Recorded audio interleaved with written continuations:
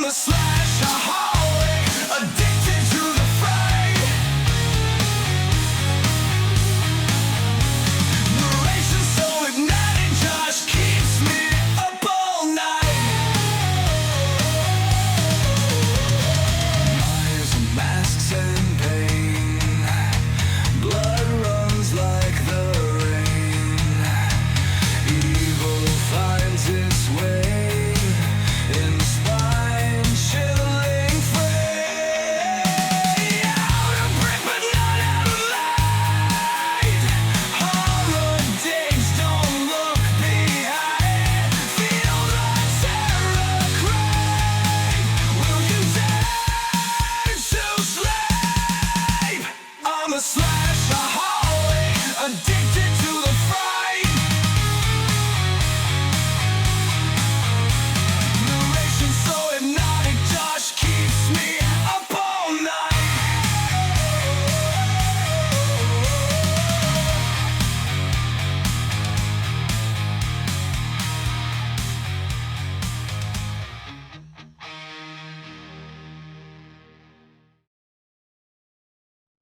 Well, hello there, Slash-a-Holics. This is Lisa Wilcox here from A Nightmare on Elm Street 4 and 5, Alice Johnson, and you are listening to the 80s Slasher Librarian.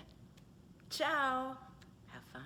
A Nightmare on Elm Street, Part 4, The Dream Master, the novelization of the film by Joseph Locke. Part 1, Kristen. Chapter 1. Kristen's dream began with a particular kind of dread, thick and heavy and oppressive, that she hadn't felt in a long time, almost 2 years to be exact. It began with a sound, a high-pitched screech, like a piece of chalk scraping over a hard surface. As she walked through the darkness of her sleep, Kristen found that, in fact, the screech was being made by a piece of chalk. It was held in the dainty hand of a little girl hunkered on a clean Elm Street sidewalk, beneath the clawing limbs of autumn-stripped trees. She was pressing the chalk to concrete and moving it with great care, the tip of her tongue protruding from the corner of her mouth, her eyes squinting with concentration. She stopped now and then to choose another piece of chalk from a selection of multicolored pieces lined up by her right knee. Her blonde curls danced gently in a sighing breeze. Kristen walked cautiously down the sidewalk in the dim light of a dreamlike dusk, her feet cracking through the brittle leaves shed by the trees.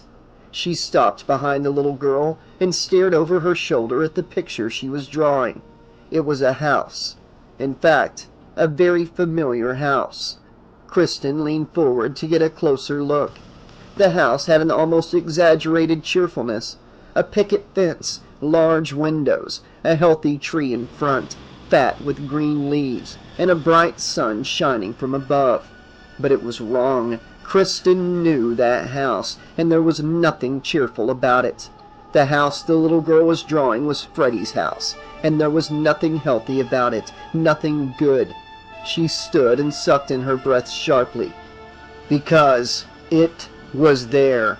Freddy's house facing the street like a death's head. The paint was cracked and curling back like decaying skin, and the boarded windows resembled the sewn-up eyes of a corpse after an autopsy. The house the little girl was drawing was Freddy's house, and there was nothing healthy about it, nothing good. She stood and sucked in her breath sharply, because it was there. Freddy's house facing the street like death's head. The paint was cracked and curling back like decaying skin, and the boarded windows resembled the sewn-up eyes of a corpse after an autopsy. The tree in the yard was skeletal, and the pickets of the fence looked like dried bones filed to sharp points. "Hello?" Kristen looked again at the girl who was staring up with doe-like eyes. Do you live here?" Kristen asked. The corners of the girl's mouth turned downward slightly, and she shook her head. "Nobody lives here," Kristen then whispered. "Where's Freddy?" Covering her mouth with tiny fingers, the girl released a giggle that sounded like shattered teeth falling on metal. "He's not home." When Kristen looked at the drawing again, The street darkened and her throat constricted. Standing in the window of the chalk house was a figure. It was crudely drawn but unmistakable. Freddy Krueger. A bony hand of lightning clawed the sky and thunder clapped. Drops of rain speckled the sidewalk, and the chalk drawing began to smear. Kristen looked up and trembled beneath silently moving clouds that looked like blood clots. Her chest filled with dread. "He's back! God help us, he's back!" And she looked down again. The girl was gone. She looked in every direction, her eyes darting through the shadowy light, but she could not find the child. The rain splashed onto the sidewalk, and the chalk drawing melted quickly, its colors blending together into something that resembled spilled blood. There was a sound from the house, a dry creaking that made Kristen spin toward it with a gasp. The front door was opening slowly, as if the house were opening its mouth in a yawn. She felt no surprise. She had expected it. Lightning flashed, illuminating Kristen's surroundings, which were dissolving like the chalk drawing and spilling over the ground, flooding toward her in a rush, surrounding her and pushing her back through the gate, toward the house. Groaning with dread, Kristen stumbled up the walk that led to the open door.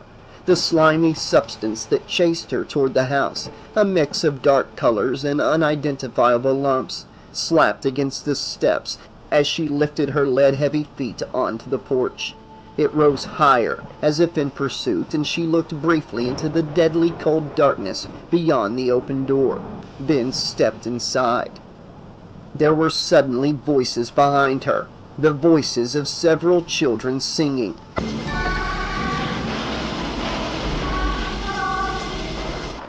Kristen spun around and saw them in the yard. They stood stiffly as the multicolored slime oozed around their thin legs and rose quickly.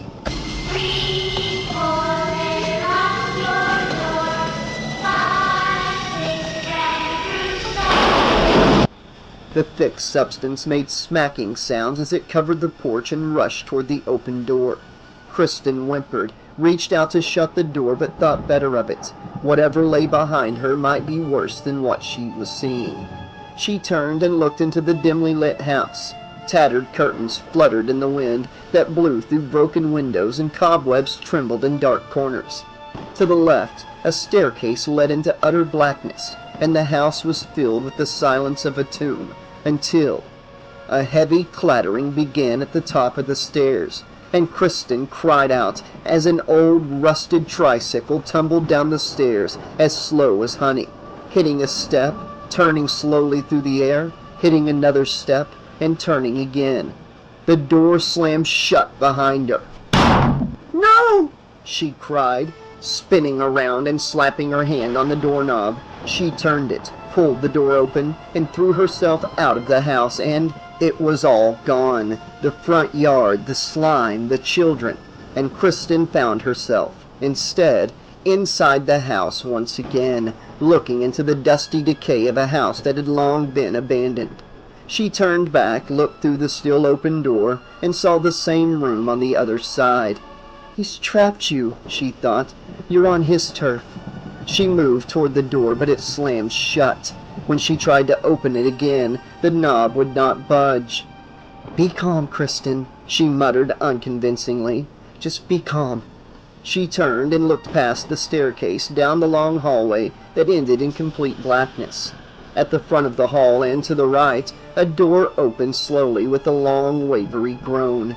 With nowhere else to go, Kristen moved forward and stepped through the door. Old floorboards creaked beneath her feet as she entered the familiar living room.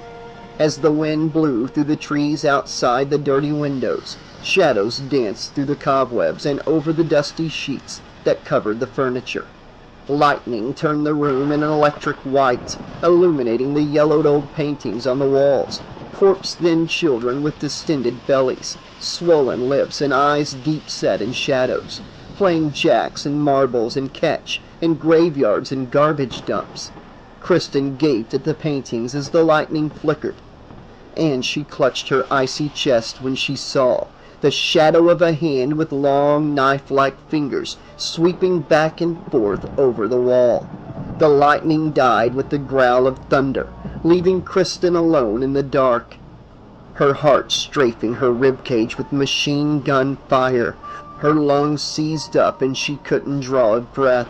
When lightning flashed again, Kristen spun around with the scream trapped in her throat to see a bony tree branch scraping the window. Her body rushing with adrenaline, Kristen relaxed and sighed, even smiled a little as she moved toward the window. Thunder hit like an earthquake.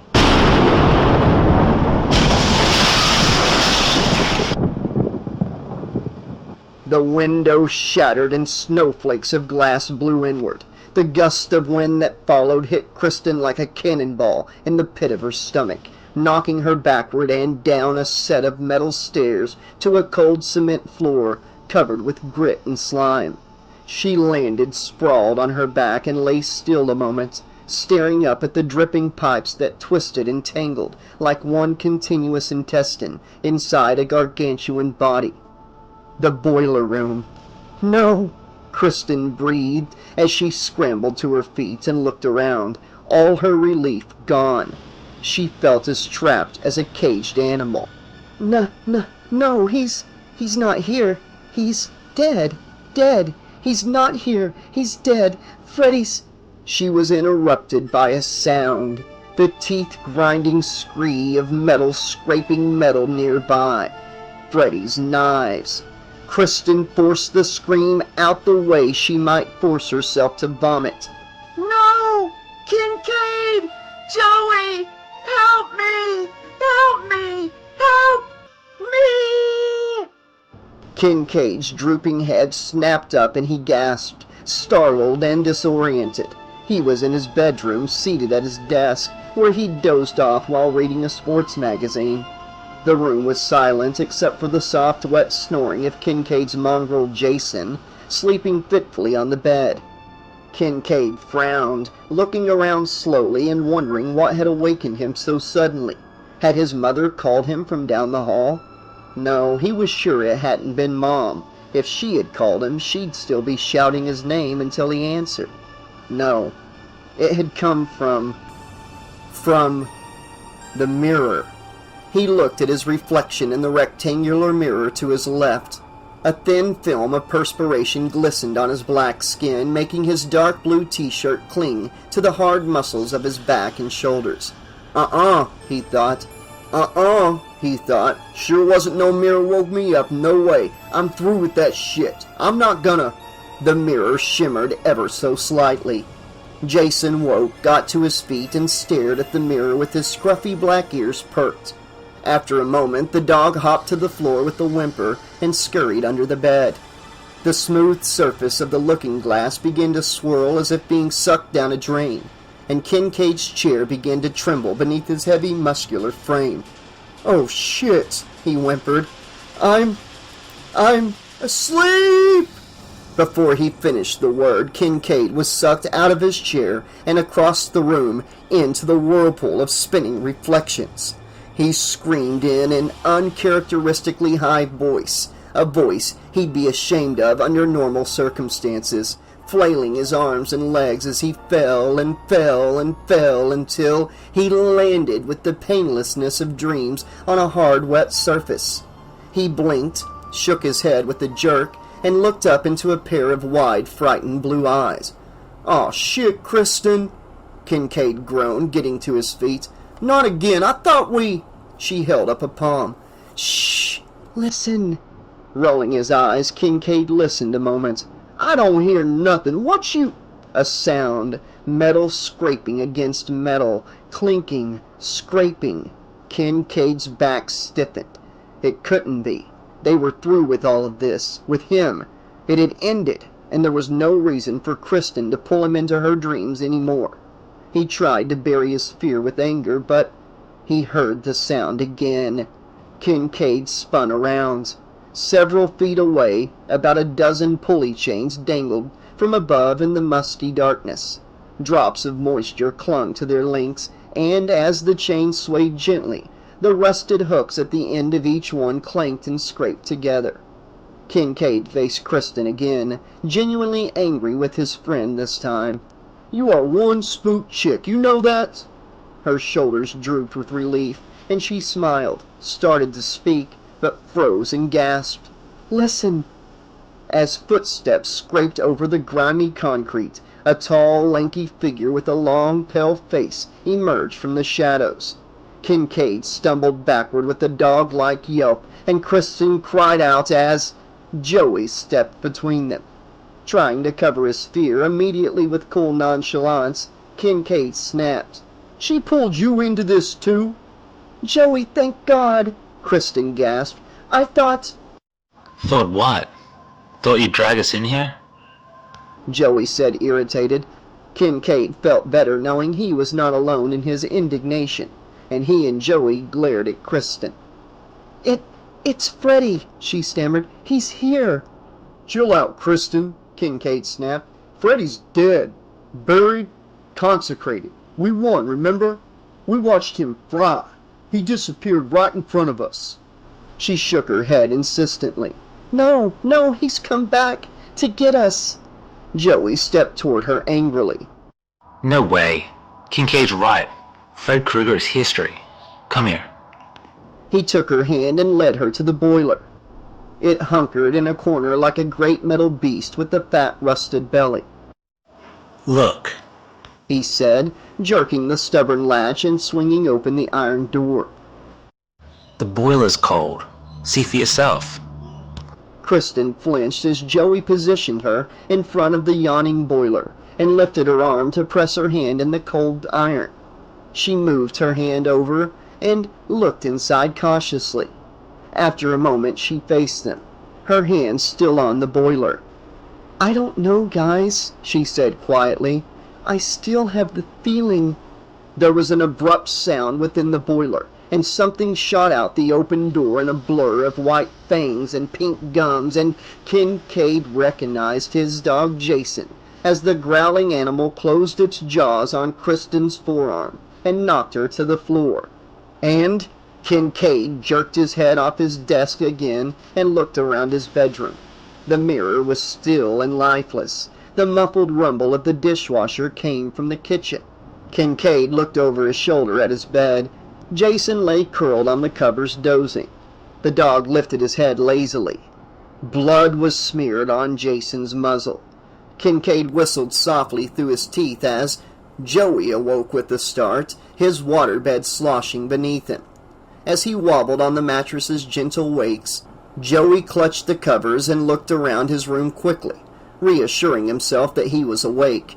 Then he buried his face in his palms and groaned as Kristen threw her covers off and swung her legs over the edge of her bed, her breast heaving with each and every heavy breath. A throbbing pain crawled up her left arm. She lifted it slowly, dreading what she might see. Blood dribbled from the small puncture marks left by the dog's sharp teeth. Chapter 2. The top was down on Kristen's Volkswagen Rabbit, and the sun warmed her as she slowed to a stop in front of Alice Johnson's house. A bird sang from the branches of an elm as Kristen got out of her car. Down the street, a dog barked and a child laughed a long, giddy laugh. It was a pleasant neighborhood, modest but well-kept and attractive. Just the kind of neighborhood Freddy likes. Kristen wrestled the thought down into the dark basement of her mind, from where it had come. It wasn't even 9 o'clock yet, and the day seemed endless because, since she woke up, Kristen had been fighting to keep her mind off of last night's dream. It didn't mean anything, she told herself again and again. It was just a dream, that's all. Maybe I didn't actually pull Kincade and Joey into it, and maybe I hit my arm on the nightstand when I woke up, and maybe Freddy's really back. Her long-sleeved shirt couldn't hide the slight bulge of gauze wrapped around her left arm. She fingered the bandage as she walked around to the side door of Alice's house and rang the bell.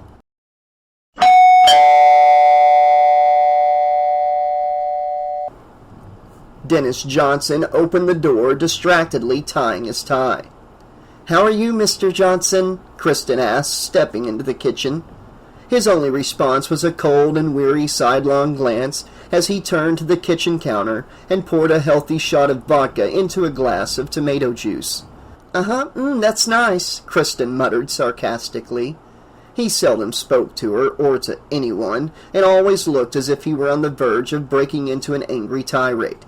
Ever since Mrs. Johnson's death after a long fight with cancer almost 2 years earlier, Mr. Johnson had closed up tighter than a triple-lock strongbox. His only friend was alcohol, and he wore his hangovers like long, pale masks. "Hi, Kristen," Alice said, entering the kitchen. "Rick will be down in a sec." Mr. Johnson gave his daughter a frowning once-over and asked sternly, "You going out dressed like that?" Alice's red hair fell to her shoulders in flat, lifeless strands, and she wore no makeup. Her poorly matched clothes were baggy and made her look shapeless. Closing her eyes and bracing herself, Alice hugged her books to her breast and asked, "What's wrong with me this time?" I'll just wait outside," Kristen muttered, embarrassed. No, don't," Mr. Johnson drawled sarcastically. "You're a pretty girl, Kristen. Maybe you can help her." Shaking his head disgustedly, he turned away as the girls walked out. Kristen ached for Alice. She wasn't a homely girl by any means, but no one besides Kristen and Alice's older brother Rick ever told her that. She never wore makeup or fixed her hair and gave no thought to her clothes, but those things were incidental. All Alice really lacked was confidence and self-respect. Outside, after Mr. Johnson slammed the kitchen door behind them, something clambered overhead and the girls looked up to see Rick crawling out his bedroom window. He hugged the branch of a tree beside the house, shimmied halfway down, and dropped the last 3 feet to land, smiling in front of Kristen and Alice. He gave Kristen a quick kiss, and she felt a slight tingle rush through her. They had been going steady for about 3 months now, and a simple kiss still held excitement. Rick was tall and slender, with dark hair moosed into spikes. His face always gave the impression he was about to tell a wicked joke, and his eyes never lost their twinkle, even when he was upset. "Something wrong with the stairs?" Kristen laughed. Rick shook his head, putting his arm around her. "Avoid all contact day, actually." "What?" "When Dad's popping aspirins like lifesavers, it's avoid all contact day." As if on cue, the door jerked open and Mr. Johnson glared out, wearing a little tomato juice mustache. "What are you waiting for, a limo?" Rick bounced up the steps, put his hands on his dad's shoulders, and, mocking Ricky Ricardo, chirped, "Okay, honey, I'm off to the club," then kissed Mr. Johnson on the mouth. Sweeping his hand over his lips, Mr. Johnson scowled and slammed the door again. Kristen pulled into the student parking lot of Springwood High School and parked in a slot beside Debbie Stevens' charcoal gray Mazda. Alice Johnson looked on admiringly as Debbie stood. No, Alice thought it's more like a pose, beside her car, applying lipstick while looking into a small compact mirror. Hard rock boomed from the speakers of the car.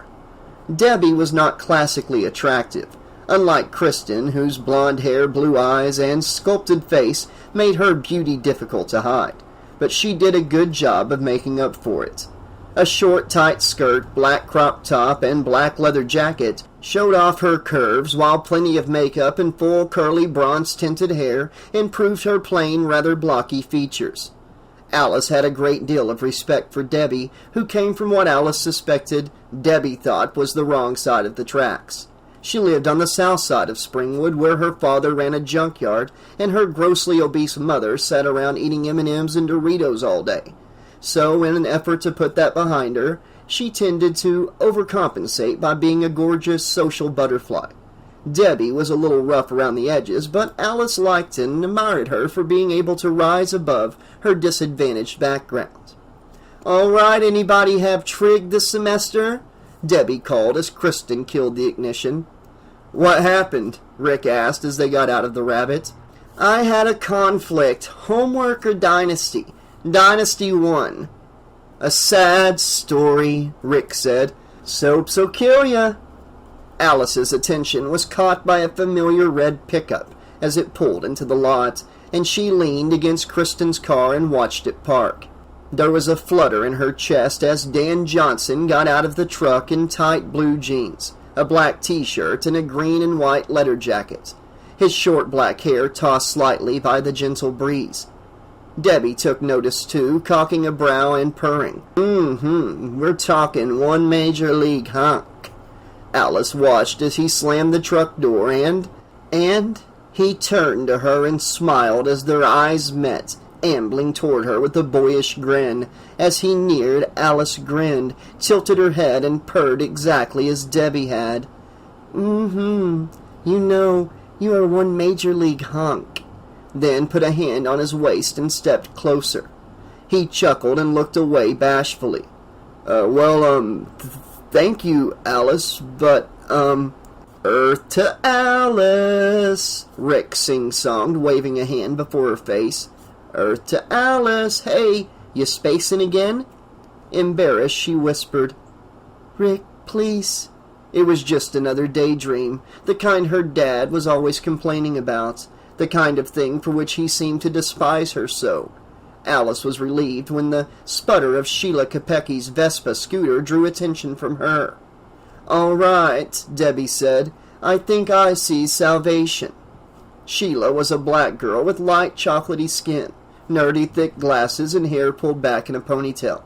She parked her scooter, got off, and unstrapped the bundle of books and papers from behind the seat. How can you ride that health hazard? Debbie asked. It's no wonder you have asthma. Asthma is an inherited condition. If you read a book every now and then, you might know something. Speaking of books, isn't Trig your favorite? Sheila rolled her eyes. Dynasty again? Girl, do us a favor, get a VCR. From a pocket, she produced an asthma inhaler, slipped it between her lips, and took a few puffs. From a few yards away, Terrence Brady, a cocky black jock with a bulging t-shirt, called, Hey, baby, you sucking on the wrong nozzle. Sheila turned away, embarrassed, but Debbie stepped forward, lips curled in a harsh sneer, her fist clutching her lunch bag a little harder, and replied, Hey, yo, needle dick, I bet you're the only male on campus suffering from penis envy. Alice laughed as Brady stared in confusion, then walked away. Sheila released a staccato laugh and patted Debbie on the shoulder. All right, girl, I owe you one. Really? Debbie asked, reaching into her bag and removing a piece of dried fruit. Well, how about... She stopped, cried out, and dropped the piece of fruit, shuddering as she stepped back. Everyone, including Alice, stepped forward and looked down at the fruit. A large roach skittered over it, antenna quivering this way and that. Ew! Debbie cried, slamming her heel on the insect and twisting her foot again and again. That is so disgusting, she continued, twisting her foot, and stomped a few times. Hey, Supergirl, Rick chuckled. I think it's dead. Give a bug a break, huh? She stopped, stepped back, her face still twisted in disgust, shuddered again, and then turned away. Alice was surprised. As tough as she was, Debbie was still afraid of a measly little cockroach. Kincade and Joey met Kristen at her locker, and she could tell by the looks on their faces that last night's dream had not been just any dream. Hi, guys, she said hesitantly. Hi, guys, Kincade snorted. That's all you got to say after last night? Look, I'm telling you, he's coming back, she said. Kincade relaxed a little, became more sympathetic. Listen, little sister, we know you got this freako talent for bringing folks into your dreams, but we don't need it anymore. It's time to live like regular folks. Yeah, let it rest, Joey agreed. Besides, who knows? You might stir him back up if you keep going in. Kincade and I'll help. We're still a team, but we'll have better things to dream about. You got that right. Signed and sealed, Kincade added, slapping Joey's palm. She looked at them, wanting to believe, but couldn't. Then what about this? She asked, rolling up her sleeve over the bandage. Kincade rolled his eyes. That don't mean dick. My dog's just like me. Drag him into your crazy dream and he's gonna get wild. On his way down the hall, Rick waved, and Kristen and the guys noticed. "Here comes your boyfriend," Kincade chuckled. "Can't he give you a good night's sleep?" Rick put his arm around Kristen and said, "We don't kiss and tell. How about you guys?" Kincade was ready with an angry comeback, but Joey led him away by the arm, and Kristen watched them disappear down the crowded hall. "Those guys are kind of, spooky," Rick said in her ear. "Then you must think I'm a total freak," she laughed. "I go back and forth." He kissed her forehead. Kristen looked down the hall again. "No, they're okay. We've been through a lot together." Chapter 3. It was the time of day Alice hated the most. Time for Dad to come home. She was standing at the sink washing dishes when she heard his car drive up. It ran over the garbage cans with a clatter. He was drunk again. Rick was in the garage practicing for his martial arts class, and she heard his abrupt movements cease when Dad's car door slammed. "First one of the day, Scout's honor," Dad said apologetically as he came in through the kitchen door. He swayed slightly as he walked. "I'm late, I know. Damned contracts." "We waited a long time," Alice said quietly. Rick shuffled in and added, "But we gave up, as usual." Taking a salad bowl out of the refrigerator, Alice followed her dad into the dining room and began serving dinner. He looked at the salad before him and snapped, "You call this vegetation a meal after a 10-hour work day? What the hell am I, a rabbit? Christ, Alice!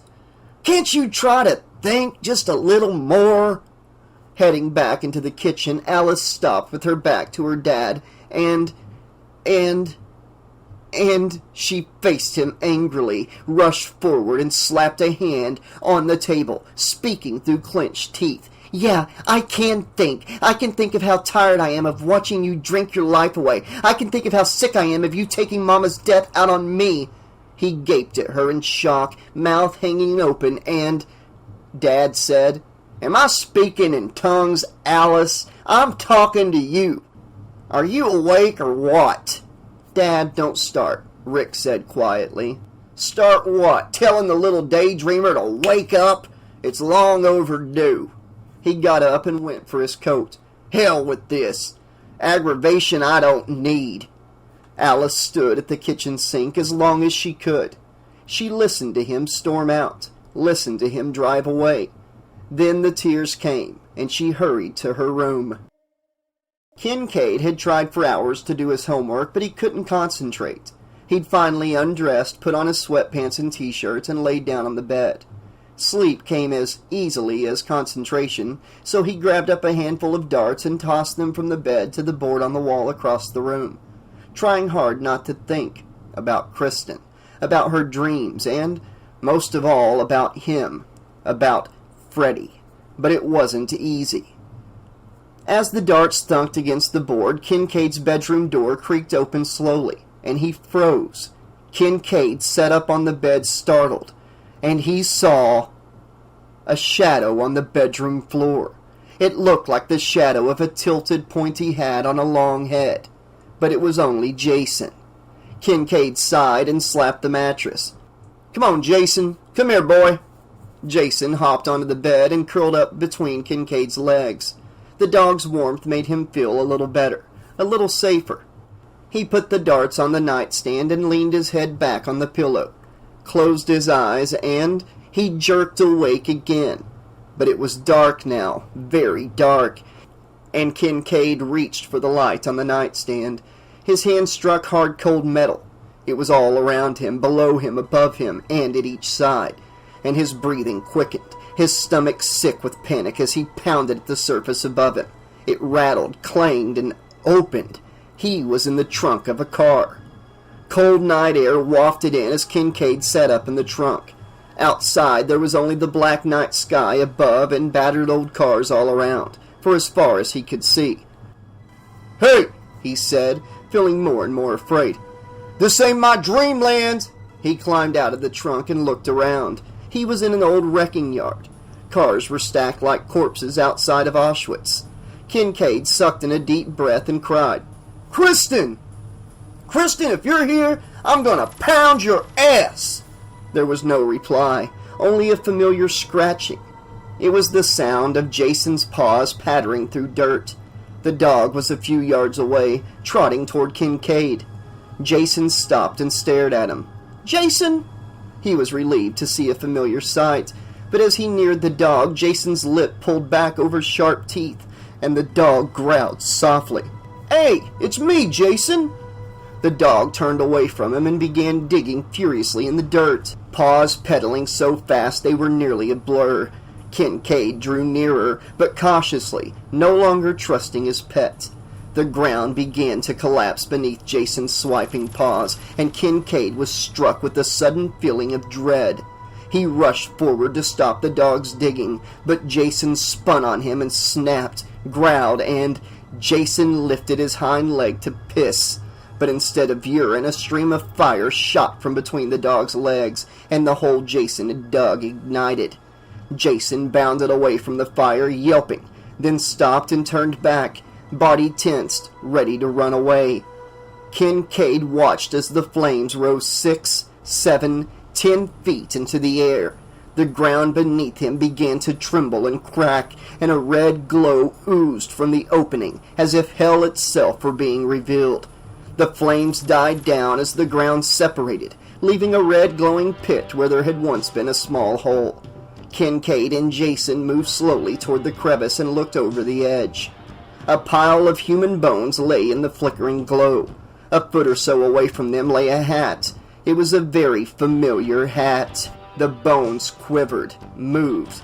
Then, with frightening speed, the bones slid together, joints thunking as they were rejoined, separated ribs clattering as they became whole, vertebrae snapping into a column, fingers clicking together, teeth rattling back into their sockets, and Jason barked fearfully, backing up several steps, then turned and ran away as tissue began to form on the bones. Muscles melted together, and veins and arteries appeared in trails over the glistening substance. Then skin, spreading like moisture over a window pane, covered the body completely, as eyes rose from within the skull to fill the empty sockets, and Freddy Krueger smiled up at Kincade from the pit and sneered. You shouldn't have buried me. I'm not dead! He reached for his hat and dusted it off. Kincade wasted no time. He turned and ran for the wall of rusty, battered cars, sidling between two of them, then climbing onto another, hiding behind an old crumpled Vega, where he could watch without being seen. Flames shot from the pit, and the earth rumbled again as it closed. When the flames died out, Freddy stood where they had once burned. He lifted his right hand, razor-sharp knives extended from each finger, and slid the blades together as he chuckled. They played a deadly note. He walked slowly toward the wall of cars behind which Kincade had hid. Kincade closed his eyes a moment and summoned the extraordinary strength that came to him only in dreams, then waited until Freddy was standing in just the right spot beneath him. Kincade hooked his hands beneath the frame of the Vega and heaved. The car tumbled through the air and landed flat on Freddy. After a moment, Kincade whooped with joy. "Take that, motherfucker!" His words echoed through the graveyard of automobiles. He jumped to the ground and grinned at the place where Freddy had stood, waiting for his dream to end. It did not. The headlights of every dead car around him came on, shining with an unnatural brightness. Horns wailed like the voices of dying children. Kincade spun around and around, thinking, it's over, how come I'm not awake yet?" Metal scraped piercingly behind him, and Kincade spun around to see Freddy emerging from between two cars, dragging his knives along the rusted body as he grinned and rasped, "One down! 2 to go!" Kincade tried to run, but Freddy was faster. The blades glittered in the light of the car's headlights. An instant before they plunged into Kincade's gut, Freddy pushed them upward as he flashed his rotting teeth. His breath smelled like decayed meat in Kincade's nostrils. Kincade felt blood rising in his throat, and it sprayed from his mouth as he gurgled, "Kiss my ass! I'll see you in hell!" Freddy tilted his head, perversely jovial, and said, "Well, when you get there, tell him Freddy sent ya!" His hellish laugh echoed in Kincaid's ears as his eyes snapped open moments before his death. Jason was hunkered beside him, whining pitifully. Kincade clutched his stomach, expecting to find blood, but there was nothing. The dog licked Kincaid's cheek as he tried to call Kristen's name. He died before he could.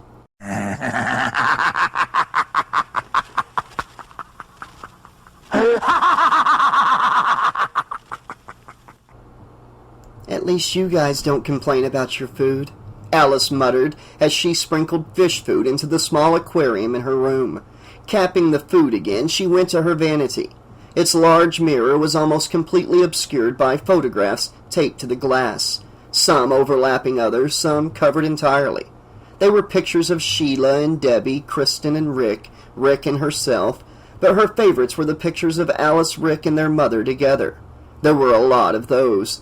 She'd been so pretty before she got sick, before the cancer began chewing up her insides. Somewhere on the mirror were a couple of pictures of her dad, but she didn't look for them. They were probably covered up anyway. Sort of defeats the purpose, doesn't it? Rick asked, coming into the room.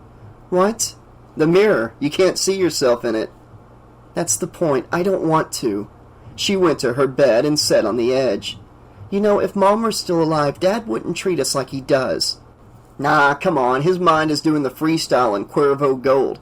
He doesn't mean it. You know, sometimes I really want to be what he wants, and other times I just don't care. The problem is, when I look in the mirror, I'm never what I want to be. That's 'cause you can't see yourself, like I said. You know, if you took a good look, you might surprise yourself. You've just gotta chase a few dreams. Find out what you want to be, then go for it. She shook her head distractedly. It's all in your head. What?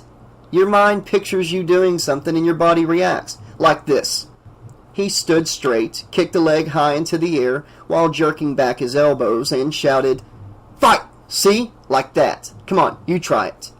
Me, I can't do that. Sure you can. He pulled her from the bed and stood her in the center of the room. Okay, like this. He repeated the kick. Now, go ahead. She gave it a half-hearted try and nearly fell over.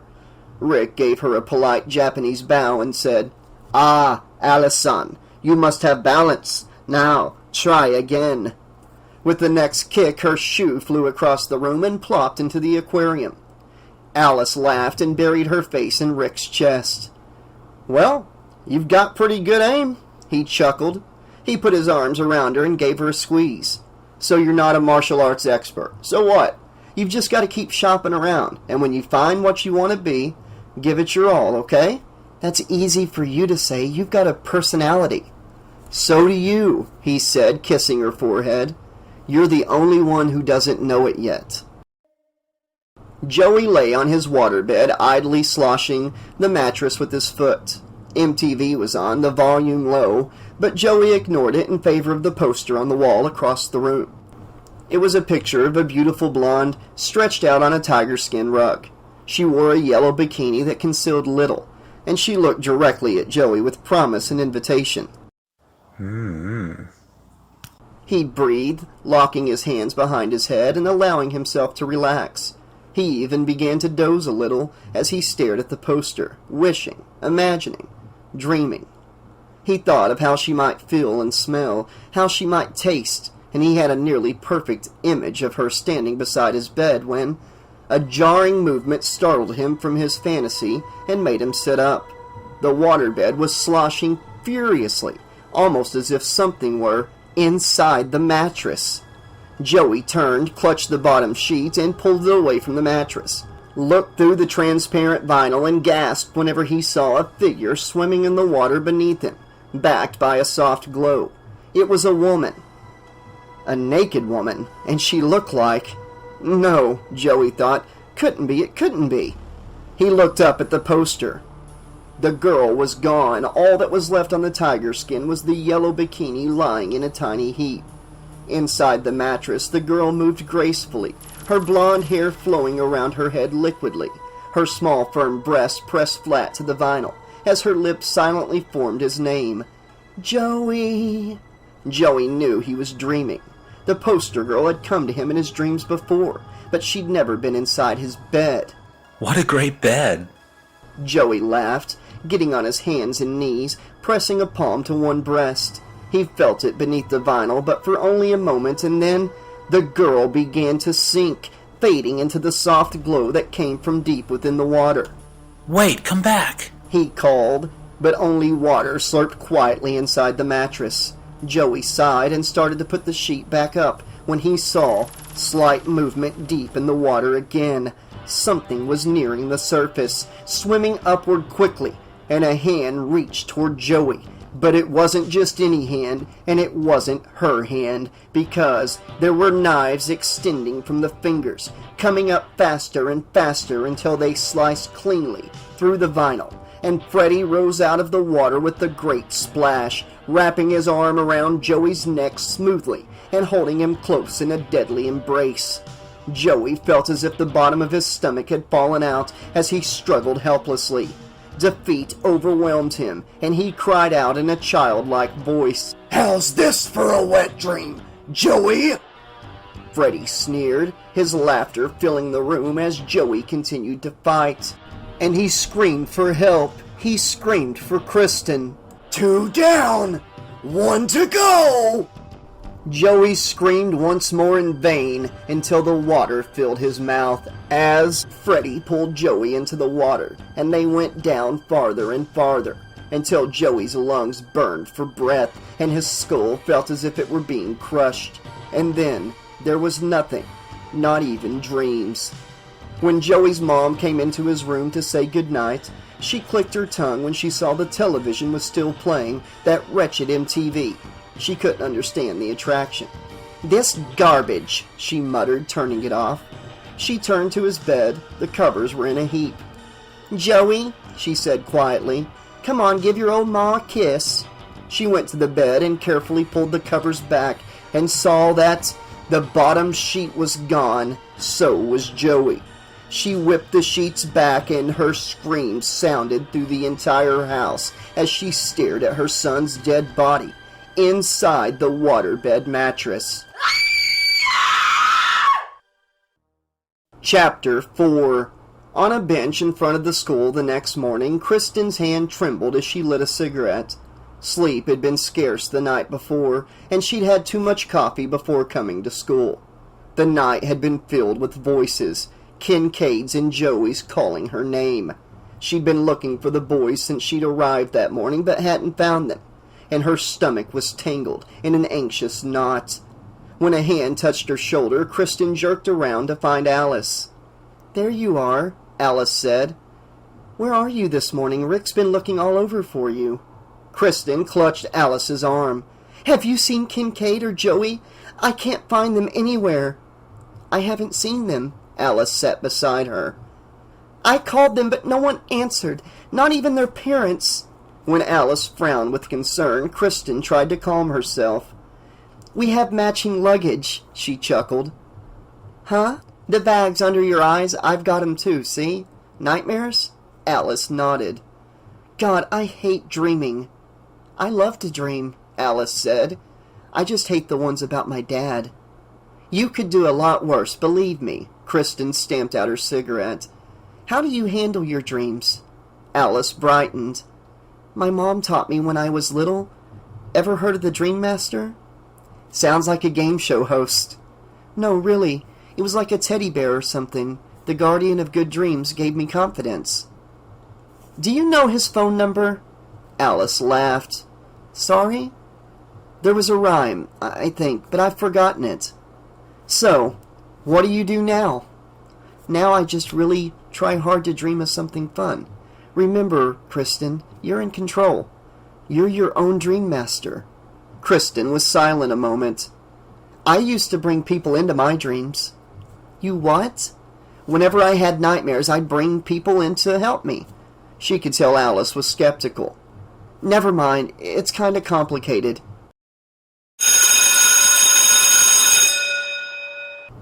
The bell rang through the campus and Kristen stood, forced a smile. Well, we better go before your brother starts a search party.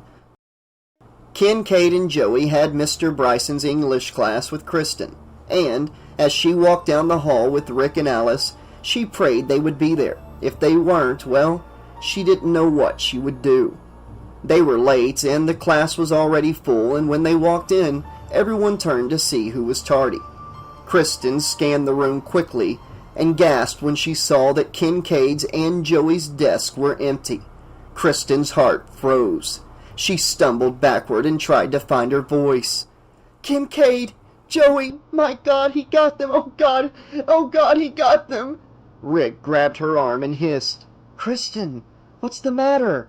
She faced him and sputtered, They're gone! He got them! My God, he got them! He killed them!" Alice stepped toward her, and Rick tried to pull Kristen toward him.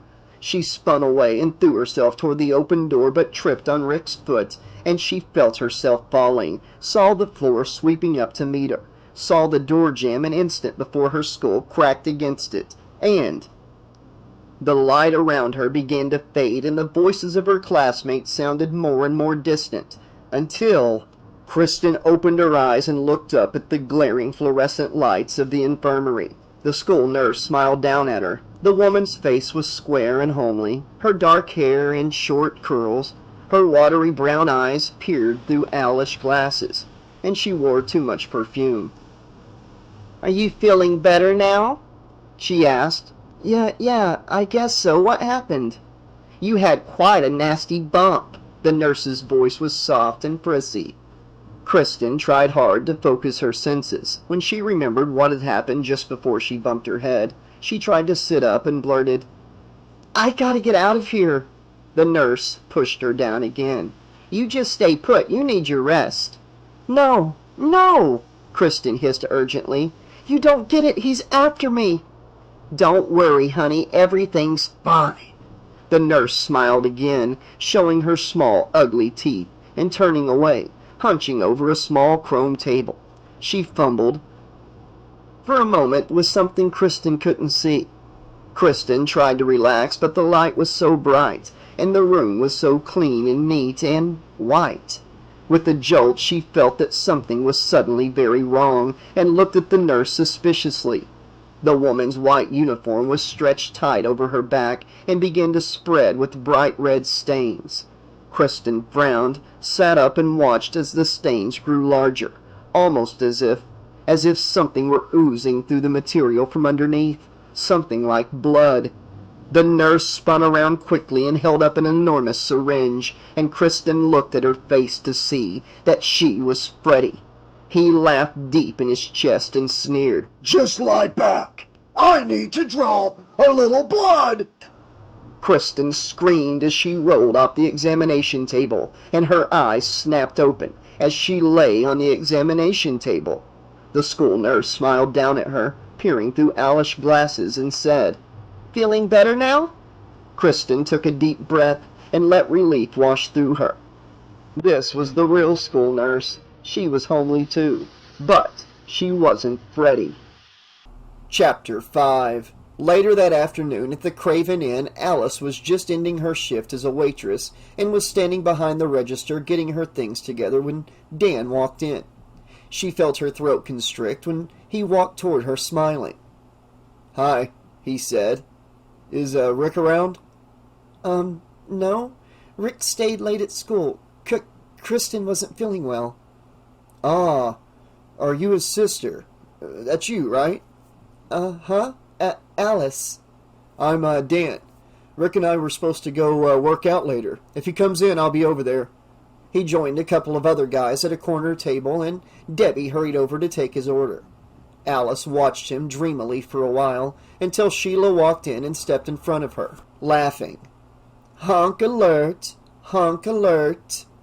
Alice rolled her eyes and got her purse. "Look, I can't wait around for you today," Sheila said. "I've got to get to the library before it closes. Killer physics test tomorrow." "I know, and I'm not ready." Debbie came to the counter, scribbling on her order pad. "He is so cute," she whispered. "I wonder where he works out." "Girl," Sheila said. You know there is life after exercise. Someday you'll learn to appreciate my motto. And what's that? Mind over matter, she whispered dramatically, then laughed. The bell over the door clanged as Rick hurried in with Kristen, shuffling behind him. She looked as if she'd been crying. "Come on, Alice," Rick said urgently. "We've got to get out of here." "What's going on?" he whispered. "Kincade and Joey died last night." "What? How?" Gooseflesh shriveled the back of Alice's neck when she remembered how concerned Kristen had been about them. Did she know something? Alice turned to Kristen and took her arm as Rick hurried over to Dan's table. "What happened?" "Look," Kristen whispered. "You're going to hear all kinds of stories, but I know what really happened." She began to cry softly. How could I have let him get them after all we'd been through? We were a team. We were in it together. I'm gonna get that son of a bitch." "Who?" Kristen shook her head evasively and called. "Come on, Rick, let's go." Alice got her purse, tossing a wave to Debbie and Sheila, who looked puzzled. "I'll fill you in later," Alice assured them, and followed Rick and Kristen out, surprised to see Dan coming after her. "Mind if I come?" he asked, looking a bit confused. Alice shrugged bashfully, and they got into Rick's car. Dan sat in the back seat with her as Rick pulled away from the diner, and then Alice asked, "Will somebody please tell me what's going on?" Kristen took a deep breath, as if composing herself, and asked, "Have you ever heard of Fred Krueger? Freddy Krueger?" "What, that creaky old town legend?" Dan laughed. "It's not a legend. It's a true story. He was a child molester, a child killer. He lived on Elm Street, killed a lot of kids in an old abandoned boiler room. He used to torture them, then he'd cut them up with a glove he made out of metal with long blades on the fingers. After he was finally caught, he was acquitted on a technicality. The parents on Elm Street weren't too happy about that. They didn't like the idea of a child killer living on the block, you know? So they all agreed to take care of him themselves. One night, they burned him alive, but he wasn't gone." She wiped a few stray tears and sniffled before continuing. "Freddy came back in the nightmares of his killer's children, the Elm Street children that he'd missed. And then, when he killed them in their dreams, they died in their sleep." Dan cleared his throat and said hesitantly, "Well, look, you know, everybody has nightmares, but She looked at him over her shoulder. "You don't know what nightmares are. In these dreams, you play by Freddy's rules. Wake up or die. Freddy doesn't like to let anyone get away. We did once, Kincade and Joey and I. That's why Freddy's back. And that," she pointed out the window as Rick slowed to a stop in front of a large, run-down house with peeling paint and boarded windows. "That is his house." They all got out of the car and looked at the house from the sidewalk. "Creepy house," Dan said. "It's not just any house," Kristen replied, visibly shaken. "It's his home. That's where Kincade and Joey and I fought him. There were others too. All people I'd met in, well, a place I stayed in once." Alice had heard rumors that Kristen stayed in a mental hospital for a while a couple years back. She never knew if it was true and thought it impolite to ask. Maybe she had.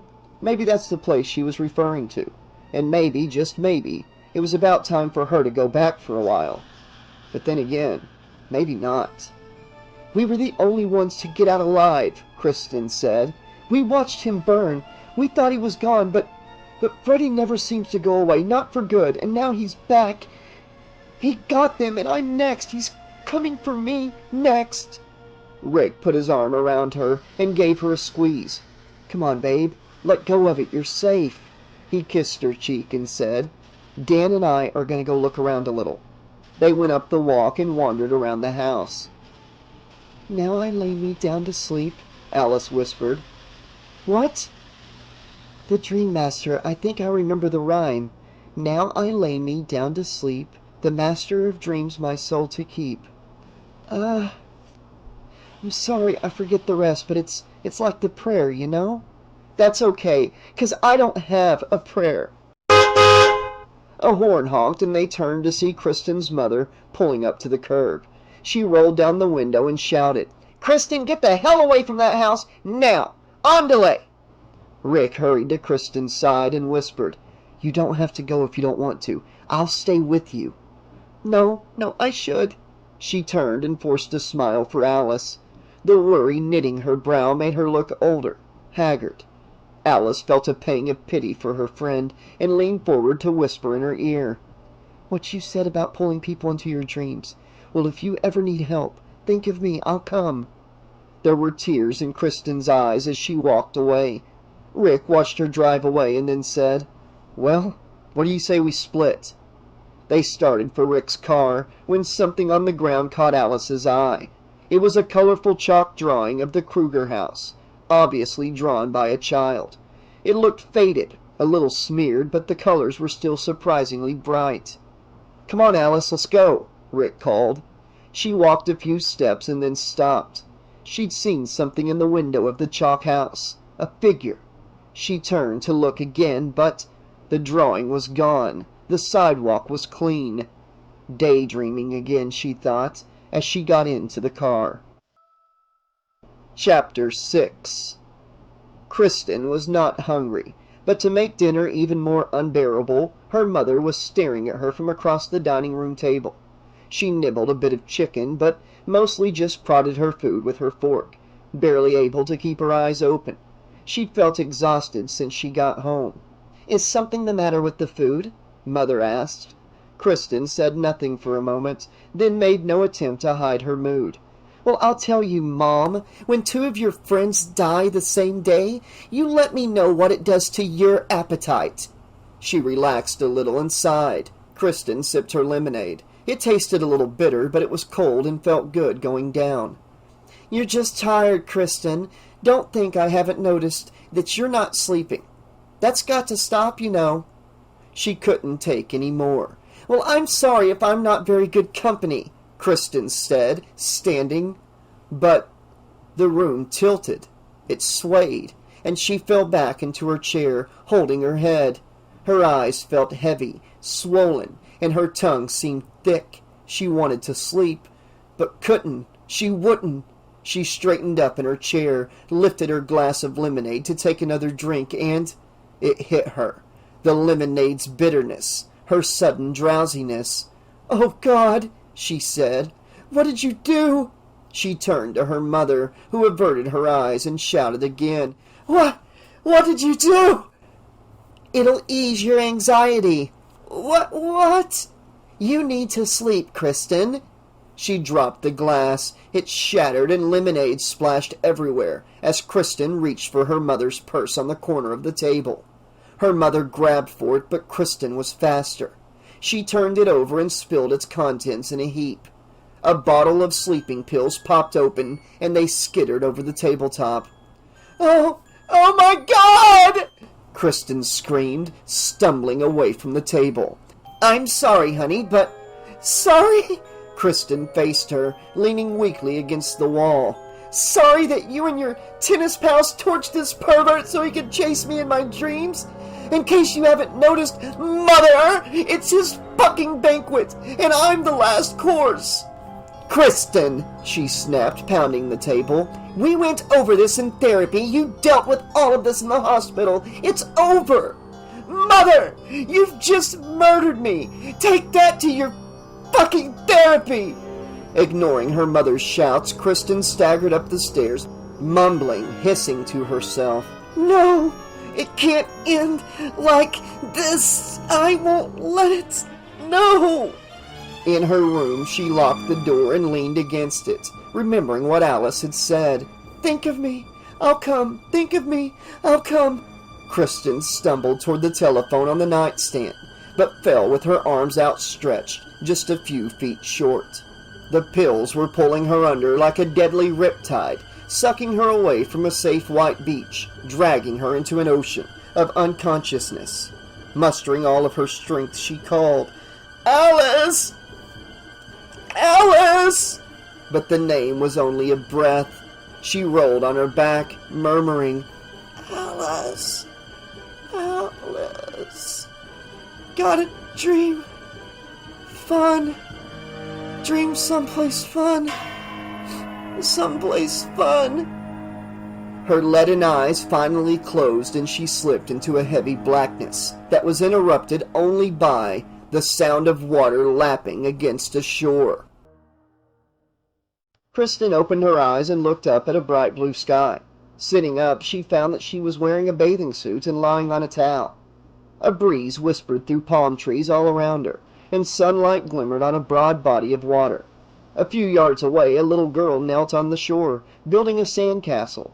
It was large and detailed, rather elaborate for a girl so small.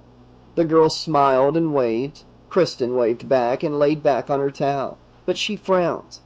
It wasn't a sand castle, it was a house. It was his house. Kristen sat up quickly, but the little girl was gone. She looked all around, but she was alone on the beach.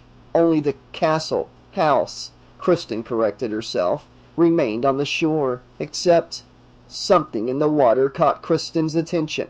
A flash of light, a ripple of movement. She sat up straighter and squinted, following the small moving object. It almost looked like a shark's fin. Leaning forward, Kristen saw it glint again, like metal, as it cut through the water, zigzagging a few times, and then it took a sharp turn and increased its speed, heading straight for the beach. As it drew near, it became more detailed, and Kristen could see that it was made of metal, and it was not a shark's fin. Seconds before it reached the beach, Kristen realized with the bone-deep chill that the object was 4 razor-sharp blades in ascending height, slicing through the water toward her, closer, closer, until they hit the shore and kicked up a burst of sand as they cut through the ground with ease, heading straight for the sandcastle, straight for Kristen, until it hit the sand house, and an explosion sent a cloud of sand into the air and sent Kristen scrambling backward, trying to get to her feet. But she froze when she saw a figure in the slowly clearing mist of scattered sand. Freddy. She was paralyzed with fear as he walked toward her, his grin filled with promises of pain and torture. When she was finally able to stand, the sand beneath her weakened suddenly, and her bare feet sank into the ground. She was buried to her knees by the time she looked down at the undulating ground beneath her. She was not simply sinking. The sand was sucking her down, and Freddy was coming closer. "No!" Kristen shouted, struggling uselessly as she was sucked deeper. As the sand rose to her waist, her breasts, Freddy stood beside her, blanketing her with his shadow, and grinned. He lifted his foot, held it above her, and then lowered it slowly until it was touching the top of her head.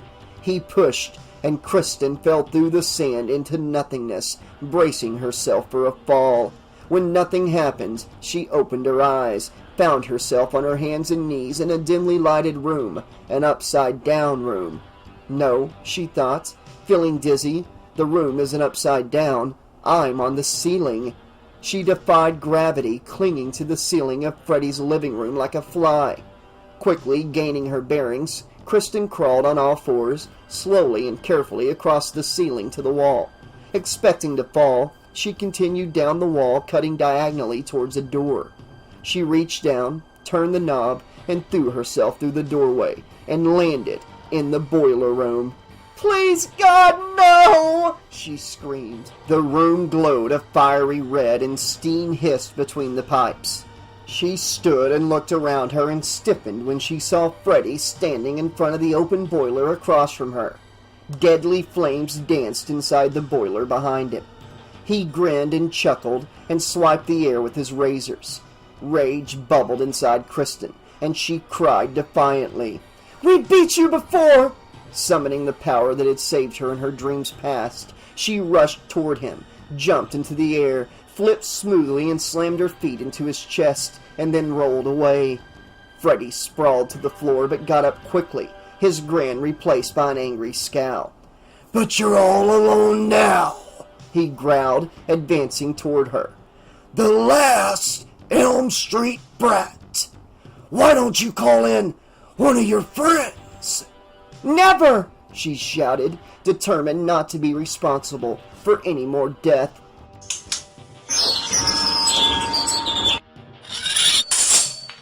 Moving closer, Freddy screeched his blades down a pipe and sneered. Why don't you reach out and touch someone? Closer still. Don't you want some help, Kristen? Yes, she thought. I don't want to be alone. I don't. No! She cried, backing away from him. I won't do it! Think of me. I'll come, Alice had said. Think of me. I'll come. No! No! She said again as Freddy drew close enough for her to see the individual burn scars on his ravaged face and the rust or dried blood on his blades. You know you want to, Kristen, he hissed, her back pressed against a wall of pipes. I know you want to! She could smell his breath, and the blades were reaching toward her face, her throat, and she screamed, Alice! There was a clatter above them, and Alice's limp body fell, landing on top of Freddy and flattening him to the floor. Alice immediately began crawling, her face wide with panic and confusion. Kristen clutched Alice's arms and dragged her away from Freddy and helped her to her feet. I'm sorry, Kristen shouted. Go back! Get out! She slapped her confused friend hard in the face. Wake up and get out of here! Alice looked around her, eyes widening in horror, until she saw Freddy. She looked like she wanted to scream, but was too scared. He stood a few yards away and laughed. How sweet! Fresh meat!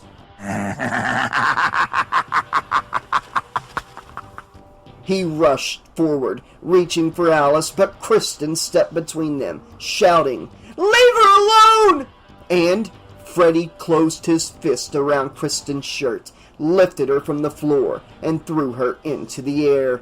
She tossed head over heels, arms and legs flailing, and before she could scream, Kristen landed in the flaming boiler. Her skin began to hiss immediately, glistening in the intense heat, then turning a charcoal black as it bubbled. Her hair crackled as it burned, and her face felt as if it were melting from her skull as she looked out of the flames and screamed helplessly at Freddy as he ripped open his shirt to reveal his mangled flesh beneath, and the tortured faces of his young victims, their mouths yawning in silent screams, eyes bulging in pain, and Freddy shouted into the fire. Now, you're one of my children! He spun around and faced Alice, who released a shrill scream when she saw the writhing faces beneath his shirt. He moved toward her, and Kristen clung to her last remaining thoughts as her body disintegrated rapidly. She was determined to keep Freddy from Alice, and calling upon her dream strength, extended a charred arm and shrieked as a bolt of electric blue energy shot from her fist and hit Freddy square in the back, making him dance like a marionette for a moment. But the damage was short-lived. Freddy arched his back and seemed to swell, to pulsate as if feeding on the energy. Then, releasing an echoing laugh, he advanced on Alice, who backed away in paralyzed terror. Her voice a dying gurgle, Kristen screamed, Alice! You'll need my power! And shot another bolt from the furnace aimed straight at Alice. It splashed against her chest in a flurry of sparks, and Alice lost her breath for a moment, clenched her eyes shut, and stiffened, feeling as if she were being electrocuted. The soothing blue energy coursed through her body like a revitalizing drug, and Alice opened her eyes as Kristen's smoldering face took shape in Freddy's chest, emerging among the other faces of lost victims, her skin bubbling, mouth gaping. Freddy was less than 3 feet away when he lifted his arms and swung the deadly blades through the air. And Alice sat up in bed screaming, clutching the sweat-soaked sheets. For a moment she could still feel the sizzling energy coursing through her body, and her throat was sore from breathing smoke. As she regained her bearings, breast heaving, she noticed something unfamiliar on her mirror across the room. A postcard was tucked beneath the mirror's frame. She got out of bed, crossed the room, and plucked the card from the frame, and gasped. In the picture, Freddy grinned as he held a terrified Kristen in his arms. Alice read the words, written in blocky red letters, aloud. Greetings from hell. Wish you were here. The card began to blacken and shrivel, and flames licked the paper in Alice's hand. She dropped it, gasping, and it disintegrated before it hit the floor. Alice looked at the mass of pictures on her mirror and saw her eyes reflected in the small, rectangular space left by the postcard. Her eyes were different, more intense somehow. They had changed. Rick burst into the room and gasped, Alice! Are you okay? I heard you! She faced him and cried, We've got to get to Kristen's house! They ran most of the way and saw the smoke half a block away. It billowed from Kristen's bedroom window. Rick kicked in the living room's plate glass window and tore aside the curtains. Alice followed him inside. As they started up the stairs, they heard Mrs. Parker screaming in the hall. They found her standing in the smoky doorway of Kristen's room. Rick pulled her away and Alice stepped up to the door.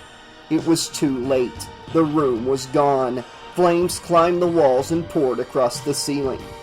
All she could see of Kristen was a blackened arm that, in an instant, was swallowed by the fire.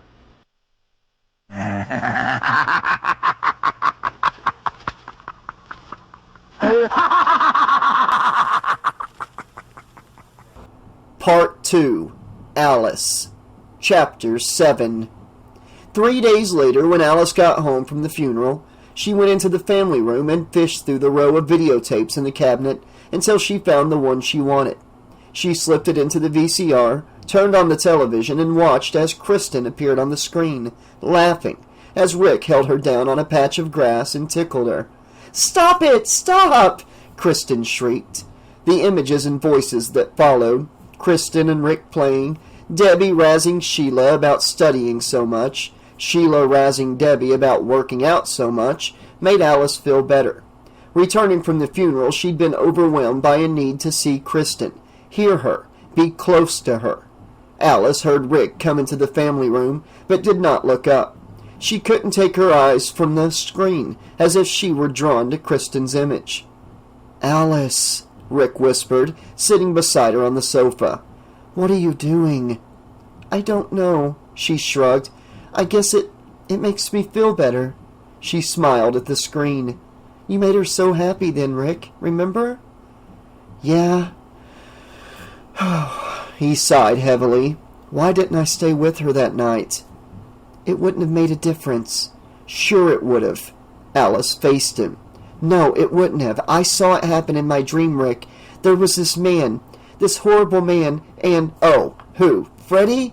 He held up his hand. "Look, I've had enough of Freddy, okay? I heard it all from Kristen, and I don't want to hear it any more. So just stop it." He turned away from her. Alice didn't stop. She grabbed his shoulder and pulled him back around, saying urgently, "I could smell the smoke, Rick. I could feel the heat from the fire. I watched her burn." He covered his face with his hands and growled, "Stop it! Just stop! Kristen wasn't crazy, and neither are you. Alice, you're not crazy, so why are you acting this way?" Pulling his hands away, Alice saw that he was about to cry. "Why, Alice?" he whispered. I don't know, Rick. Really, I just feel so..." She tried to choose her words carefully. He was already beginning to think she might be losing it, and she didn't want that. She needed his help. "I feel so different. Something happened in the dream, I think. I can't think of anything but Kristen, which is normal, I guess, but this is different. I changed in my dream. She did something to me. Now it's like part of her is with me all the time, inside me. I think I even look different, don't I? Don't you think so?" He looked at her silently, shaking his head. "Rick?" He got up and left the room. The next day, studying her reflection in the girls' restroom mirror, Alice was certain she had changed. Her face was more defined. Perhaps her features seemed to stand out more and her eyes seemed brighter, in spite of the fact that she'd been up all night and felt tired enough to sleep standing up. Someone had left a pack of Marlboros by the sink, and Alice shook one out, took matches from her purse, and lit it up, taking a puff. She burst into a fit of coughs and stared at the burning cigarette, sputtering. I don't smoke." But Kristen did, she thought, dropping the cigarette in the sink. "Kristen," she whispered, "what did you do to me?" Sheila came in and stood at the faucet beside Alice and splashed cold water on her face. "I'm dead on my feet," she said exhaustedly as she dried off with the paper towel. "We have matching luggage," Alice said, startling herself. Those were Kristen's words. "What? You've been up all night? That's obvious, huh?" Alice brightened with hope. "Then you saw him too?" "Saw who? I didn't see anybody. I was up all night cramming for this physics test, and I was putting this little baby together." She opened her book bag and removed a gadget that looked like an electric shaver with a joy buzzer on the end. "You know how Debbie's afraid of bugs? Well, I made this for her. Ultra-high sound waves. Makes 'em run, screaming their antenna off." She frowned at Alice and asked, "Hey, are you okay?" "Yeah, I'm fine." She knew she didn't sound too convincing. "Well, good luck on the test," Sheila said, gathering her things. "See you in class." Once the physics test had begun, Mrs. Geary's classroom became silent as a tomb. It was the kind of silence that invited sleep, and Alice's vision blurred with exhaustion. Sheila was seated in front of her and already busy writing answers. Alice's eyes grew heavy, and her head bowed as she began to doze, the room's silence and warmth easing her into a comfortable sleep, until Sheila gasped and Alice snapped alert, leaning forward in her desk to see what was wrong. Sheila was sitting stiffly, staring at her test paper with her pen poised to write, as the pre-printed equations danced over the page like tiny acrobats, tumbling over one another, spinning and twirling. The numbers stopped, and letters were quickly scrawled on the paper with an invisible pen. "Learning is fun with Freddy!" "I'm asleep," Alice thought. "I gotta wake up. Wake up. I gotta..." Alice heard something dripping and looked over Sheila's shoulder, again to see that blood was dripping from the point of Sheila's pen and splattering onto the paper. "School's out!" a familiar voice growled. Alice looked to the front and saw Freddy seated at Mrs. Geary's desk, peeling an apple with one of the blades on his right hand. He grinned at Sheila, tossed the apple aside, and stood. "No!" Alice cried, turning to get out of her seat, but a rusty metal bar slammed into place across her lap, trapping her behind the small desk as Freddy walked toward Sheila. "No! Help! Somebody help!" Alice looked around, but the other students were obliviously involved in their test. Freddy stood before Sheila, who was trembling like a kitten, and said, "All work and no play makes Sheila a very dull girl." He leaned forward, plucked her glasses off, and flicked his tongue inches from her mouth, and then asked her, "Wanna suck face?" Sheila screamed as Freddy grabbed her collar, pulled her out of her seat, and pressed his mouth over hers, silencing her cries. Alice shouted frantically for help but got no response, while Freddy's scarred cheeks pulled inward as he began to suck, and Sheila's eyes widened impossibly and bulged from their sockets, threatening to pop out as veins began to stand out on her forehead and neck, and her face and hands began to shrivel in her struggle to weaken as her skull seemed to deflate with the soft, moist sound, and her ribcage, pressed hard against her shirt, imploded with the horrible crack. "Somebody, please, help!" Alice said, but quietly this time because she knew Sheila was lost. The girl's bulbous eyes dropped out of their sockets and dangled by bloody cords as her skin shriveled to a leathery husk, and Freddy slammed her down into her desk and laughed. "You flunk! Hey, Alice! She was right! She was dead on her feet!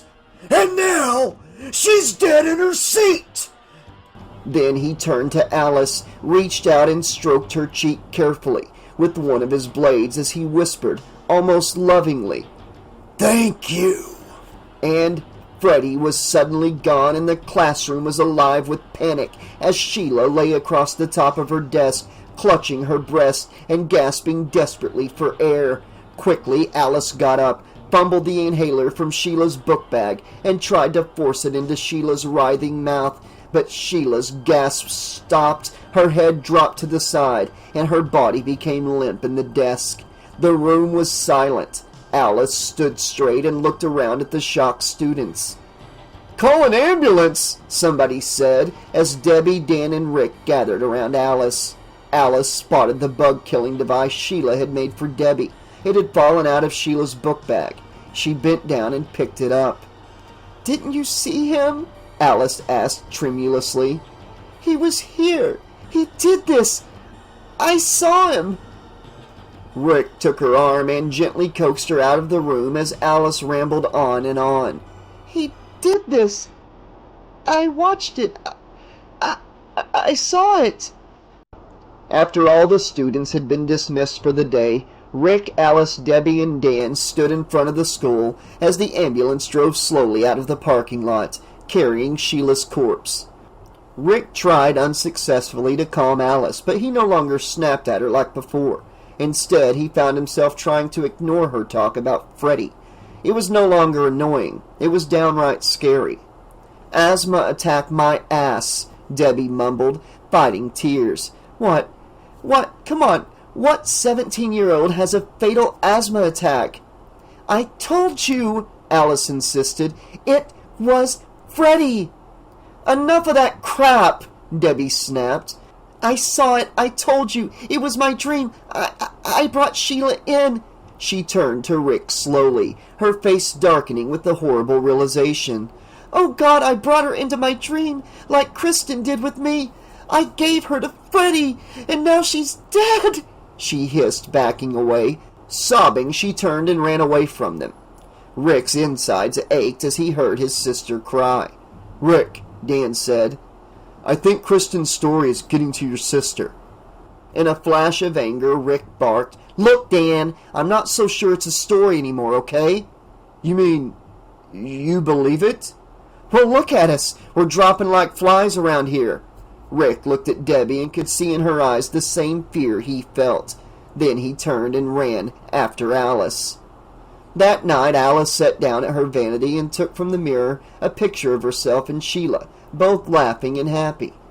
Looking up at the mirror, she saw that still more of her reflection had been exposed by removing the picture. She touched her face in disbelief. She looked prettier, stronger. Chapter 8. A few nights after Sheila's funeral, Dan entered the Craven Inn and saw Alice behind the register. He'd come to pick up his call-in order to take the drive-in. Brenda McCarsky, captain of the cheerleader team, was waiting for him in his pickup. She could wait. "Hey, so Alice, how you doing?" he asked, and she smiled wearily. "Haven't seen you around lately." "I've been working double shifts." "Extra money, huh?" "You know why, Dan. You just don't believe me." "No offense, Alice, really. It's just kind of hard to swallow." "The story is, but you can't argue with 4 deaths." Tears welled up in her eyes. "I don't know what to do. I can't stop it. Why doesn't he just kill me?" On impulse, Dan reached over the counter and took her hand. "How long have you been awake?" 3 days. In spite of the fact, she looked well-rested and strong. Very pretty, in fact. Not as plain as before. Something about her was different. "Don't you understand?" she whispered. "Every time I sleep, someone might die." "All right, Alice. Let's assume this whole thing is true. Why is Freddy all of a sudden after you?" She chewed her lower lip for a moment and then said, "Kristen was the last child left of the people who killed Freddy. Maybe Freddy can't get to new kids without someone like me. Someone to bring them to him. Like me." The bell over the door clanged and Brenda stuck her head in and called, "Danny, we're gonna be late for the drive-in." He rolled his eyes. "Be right there." Alice got his order for him, and as he paid, Dan said, "Look, if there's anything I can do—" "Thanks," she said, smiling. Dan suddenly lost interest in his date with Brenda McCarsky, but he turned and left anyway. The next day, as everyone else suited up for practice in the locker room, Rick went to a stall, locked the door, and sat on the toilet. He needed to be alone for a moment. The deaths had created a lot of tension. Just moments before, Dan had nearly beaten up Buddy Milton for saying Alice was a basket case. But Rick had the added pressure of staying up every night with Alice. He didn't know how she managed to do it. He was ready to collapse. He put his head in his hands, elbows on his knees, and relaxed. Well, tried to relax. Just for a minute or two, he thought. But 2 minutes became 5, and 10, and Rick began to doze as Alice struggled to stay awake in Miss Kapitsky's history class. The aging woman lectured in her dry, monotone voice, and Alice's head dropped forward heavily. Her eyes closed as she rested her head on her desktop. Just for a little while, she thought.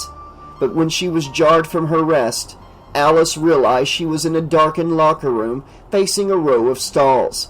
Half a dozen uniformed cheerleaders hurried into the room, waving their pom-poms and giggling. But Alice was certain it wasn't the girls' locker room. The cheerleaders went to the stall on the end and opened the door, crowding inside. Moving forward, Alice peered into the stall and saw Rick sitting on the toilet with a startled look on his face. She was relieved to see him and pushed her way into the crowded stall. "Rick," she said. "What's happening? Rick, why are we—" The stall door slammed shut, and the entire stall rumbled and jerked like an elevator.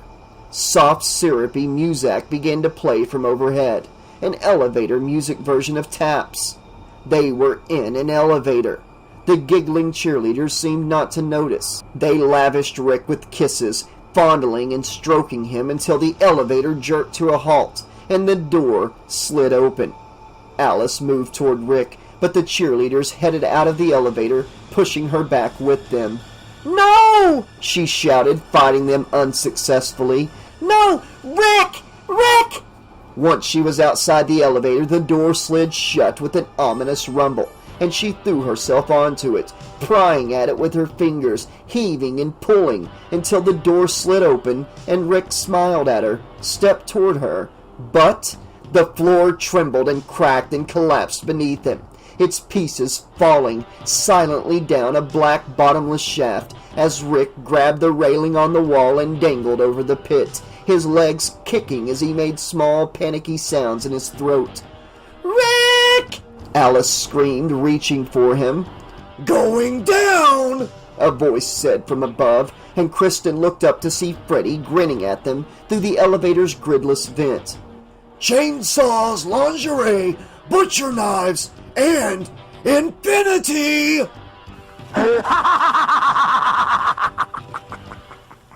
Freddy threw back his head and laughed uproariously as the railing began to glow a soft red and Rick's hands began to smoke. As the railing grew rapidly hotter, Rick's palms sizzled and gave off a sickly smell, and he screamed, "Alice! Help me! Help me, please, God! Alice! Alice, help me!" His hands let go and he disappeared into the blackness, his voice fading with him. Alice screamed and looked up at Freddy, who waved to her with his knives.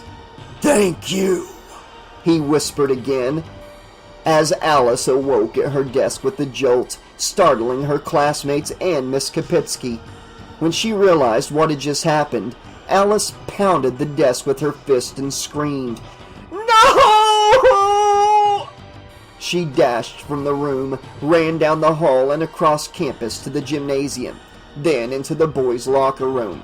Coach Williamson ran toward her, shouting, "Hey, young lady, what do you think you're—" She dodged, ran around him, and found the stalls, opening the one on the end. Rick lay limp, sprawled face down over the toilet. Alice dropped to her knees and released a long, ragged, agonizing scream.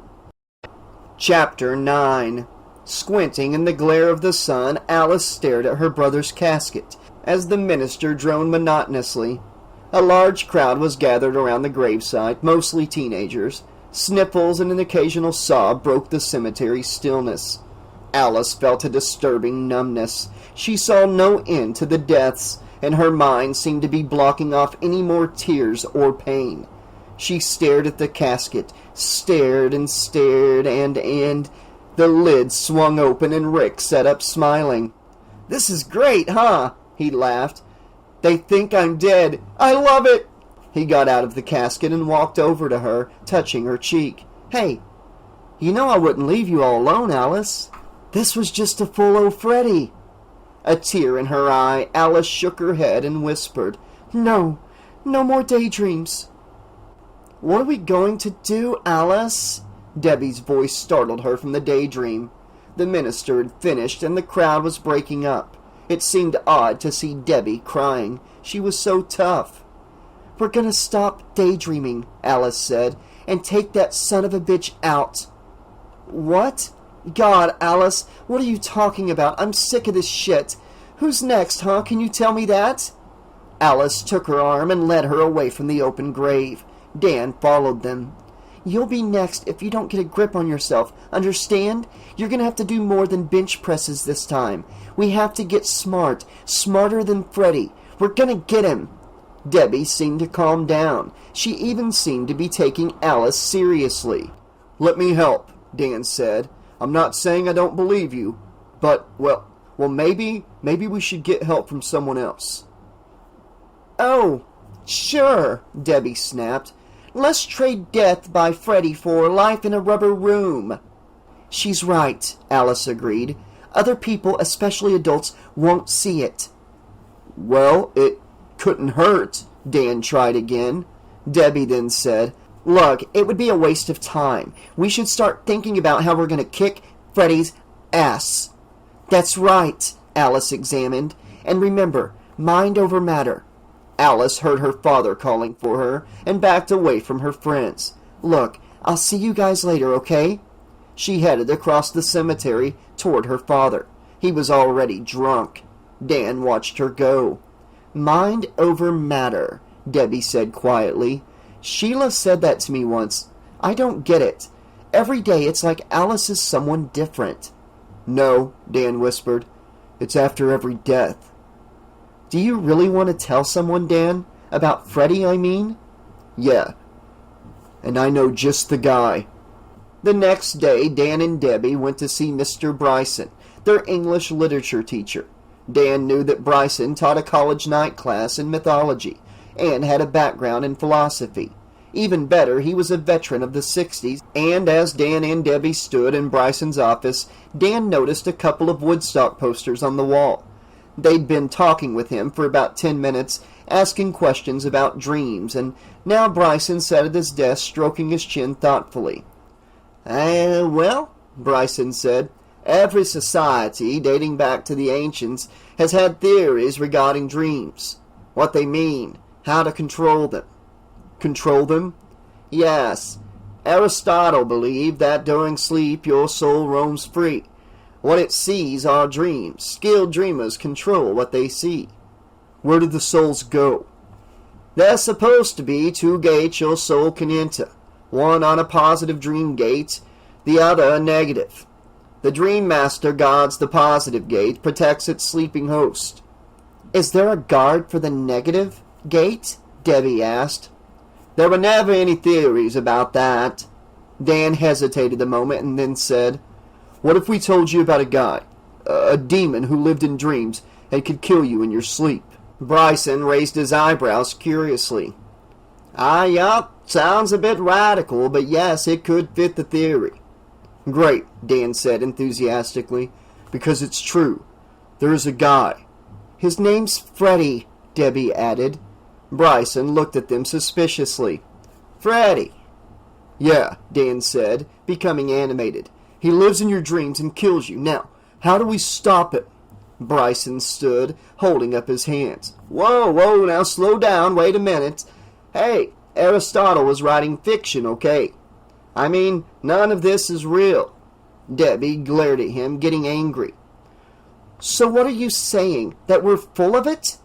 No, not at all. Just, well, there have been a lot of deaths around here lately, and I know how stress can get to you children. Tell you what. He removed a business card from his pocket and offered it to Debbie. This is a guy who raps to young people, really understands them. Why don't you give him a try? Debbie slapped the card out of Bryson's hand and spat. Save it! Save all your bullshit! She turned to Dan. Alice was right. Let's go. Bryson followed them into the hall, calling, No, wait, you should see this guy. Tell him about Freddy. And remember, you guys just say no. Alice was waiting for them at the foot of the hall stairs. Satisfied? She asked. I knew it would be a waste of time, Debbie grumbled. Dan was disappointed. He shook his head and said, I don't get it. He's from the 60s. I thought those people believed anything. Look, Alice said, we have to keep thinking. Use our heads and stay sharp. Starting tonight, we sleep in shifts. Sooner or later, we're gonna conk out, Dan warned. No, we're not, Alice snapped.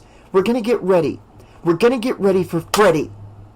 Debbie unclasped a wicked blank leather bracelet with silver studs from her wrist and handed it to Alice. A bad luck charm, she smirked. Brings bad luck to the creep you flatten with it. Alice smiled gracefully and then turned to Dan. He felt like a failure. He'd been so sure Bryson would help.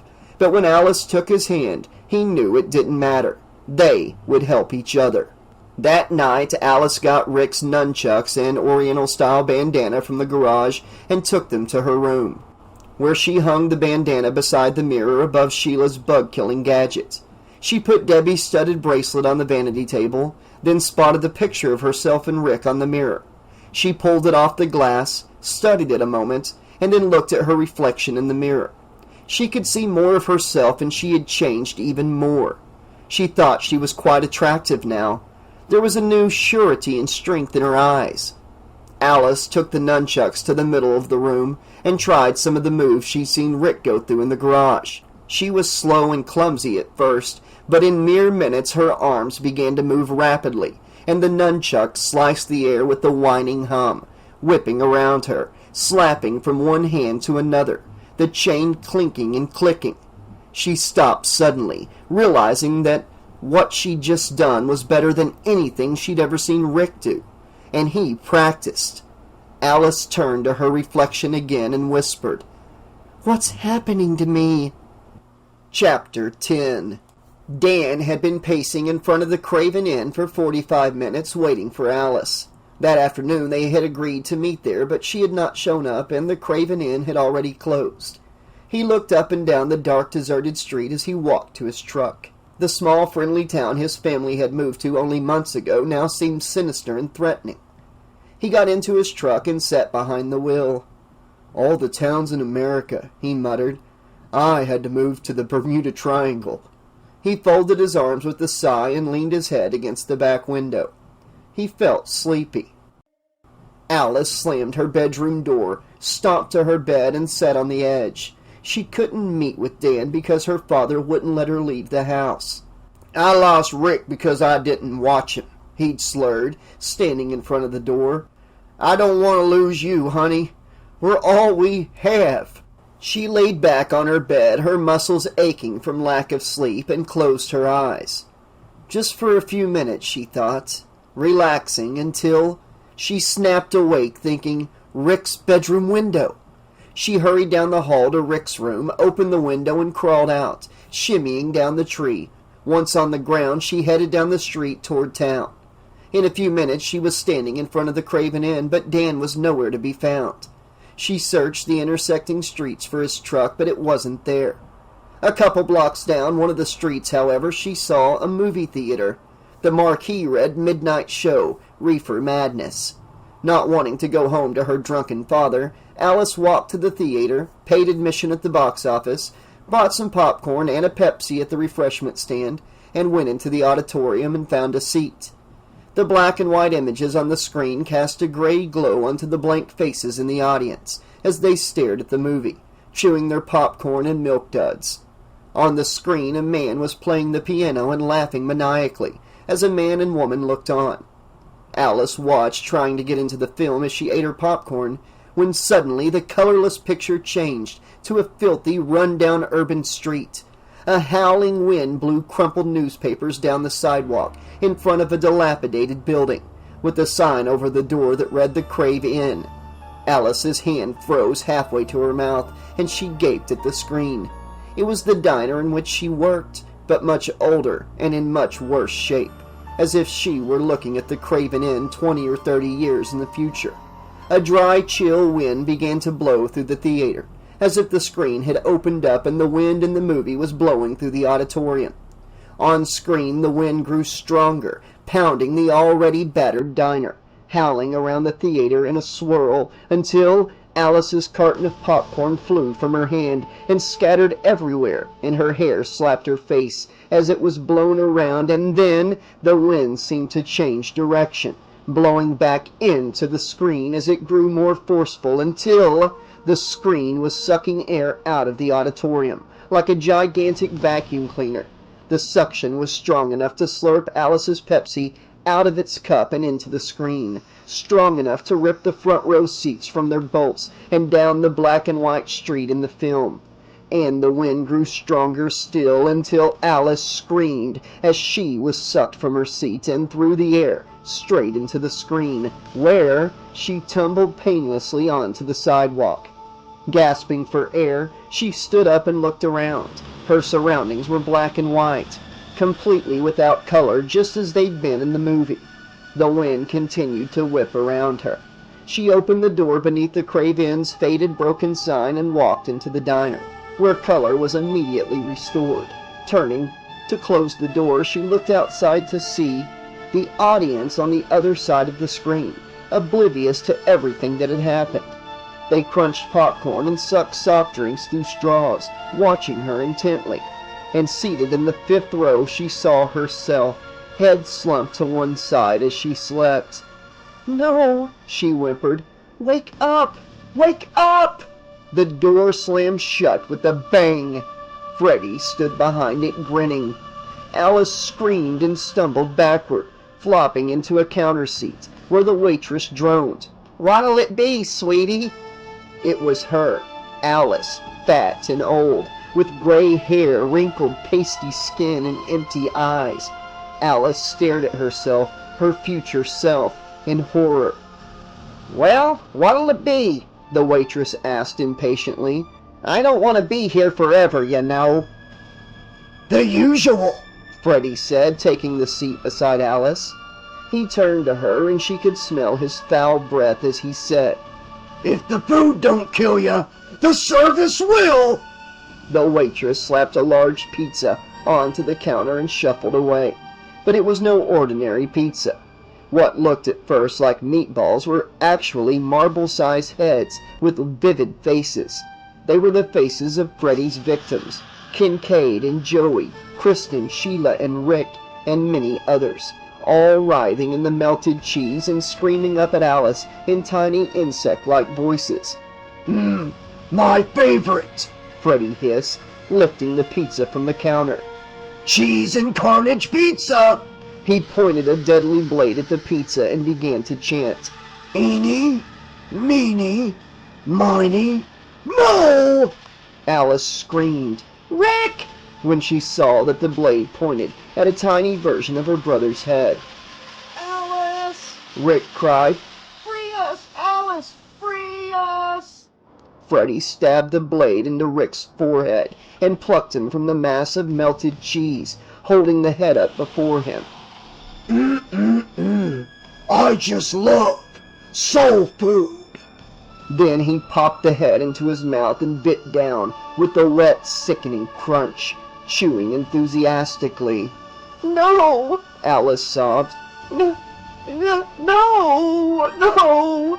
"Yes!" Freddy hissed, holding her face in his hands. "More, Alice! Bring me more!"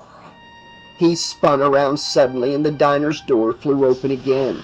Now, instead of the theater audience, there was a room on the other side.